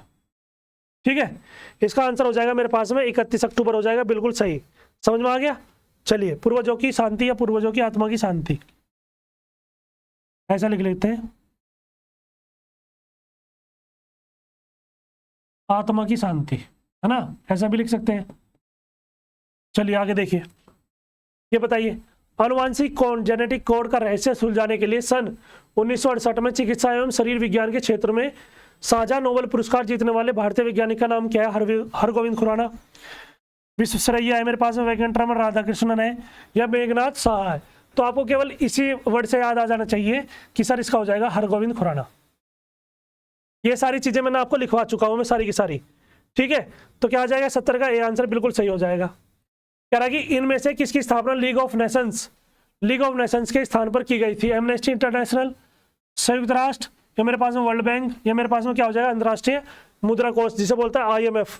आप क्या कहेंगे? इसका आंसर हो जाएगा मेरे पास में, क्या हो जाएगा संयुक्त राष्ट्र, ठीक है। ये हो जाएगा मेरे पास में बी आंसर बिल्कुल सही। कह रहा है कि बाईचुंग भूटिया के समर्थन में ओलंपिक मशाल रिले को ले जाने से इनकार करने वाले प्रथम भारतीय खिलाड़ी कौन थे? ये चीज पूछ रहा है। तिब्बती स्वतंत्रता आंदोलन था उस टाइम, महिलाओं के विरुद्ध भेदभाव, बच्चों को खेलों के लिए प्रशिक्षण की सुविधा नहीं दी जाने पर, भारतीय खेलों के लिए अधिक धन, ये उसके लिए पूछ रहा है कि 72 का क्या आंसर आ जाएगा? आप कहेंगे सर ये क्वेश्चन हो जाएगा इसका आंसर तिब्बती स्वतंत्रता आंदोलन। क्या है मेरे पास में? तिब्बती स्वतंत्रता आंदोलन के लिए। कह रहा है कि निम्नलिखित में से कौन सा टेनिस टूर्नामेंट क्ले कोर्ट पर खेला जाता है? कह रहा है कौन सा टेनिस टूर्नामेंट क्ले कोर्ट पर खेला जाता है? Rowland Garros, Wimbledon, USA Australian open. आप कहेंगे सर केवल क्ले कोर्ट पे रोलैंड गैरोस खेला जाता है, ठीक है। इसका आंसर क्या हो जाएगा? मेरे पास में ए आंसर आ जाएगा 73 का ए। समझ में आ गया? चलिए अब मेरे पास में देखिए, कह रहा है कि बेसिलिका ऑफ बॉम जीसस एक रोमन कैथोलिक बेसिलिका है जो राज्य में स्थित है और यूनेस्को की विश्व धरोहर के स्थलों में से एक है। तो प्यारे बच्चों आपको केवल एक ही पता होगा कि ये किसकी बात कर रहा है? गोवा की। किसकी बात कर रहा है? ये गोवा की बात कर रहा है। तो उसका आंसर क्या आ जाएगा? गोवा। मराठी भाषा में भगवत गीता की पहली विस्तृत टीका द्वारा रची गई थी? रामदास, तुकाराम, एकनाथ, या मेरे पास में ज्ञानेश्वर। तो इसका आंसर क्या हो जाएगा? आप कहेंगे सर ज्ञानेश्वर। क्या हो जाएगा इसका? बी आंसर मेरे पास में डी आंसर बिल्कुल सही होगा, ठीक है। तो हमारे पास में प्यारे बच्चों कितने क्वेश्चन हो गए? 75 क्वेश्चन का जो टारगेट था वो आज फुलफिल हो गया। 75 क्वेश्चंस का टारगेट फुलफिल हो गया। तो सभी बच्चे कमेंट बॉक्स में बताएंगे कि आपके क्वेश्चन कितने सही हुए, ठीक है। तो कल नए सेट के साथ मिलते हैं। नमस्कार, थैंक यू, धन्यवाद।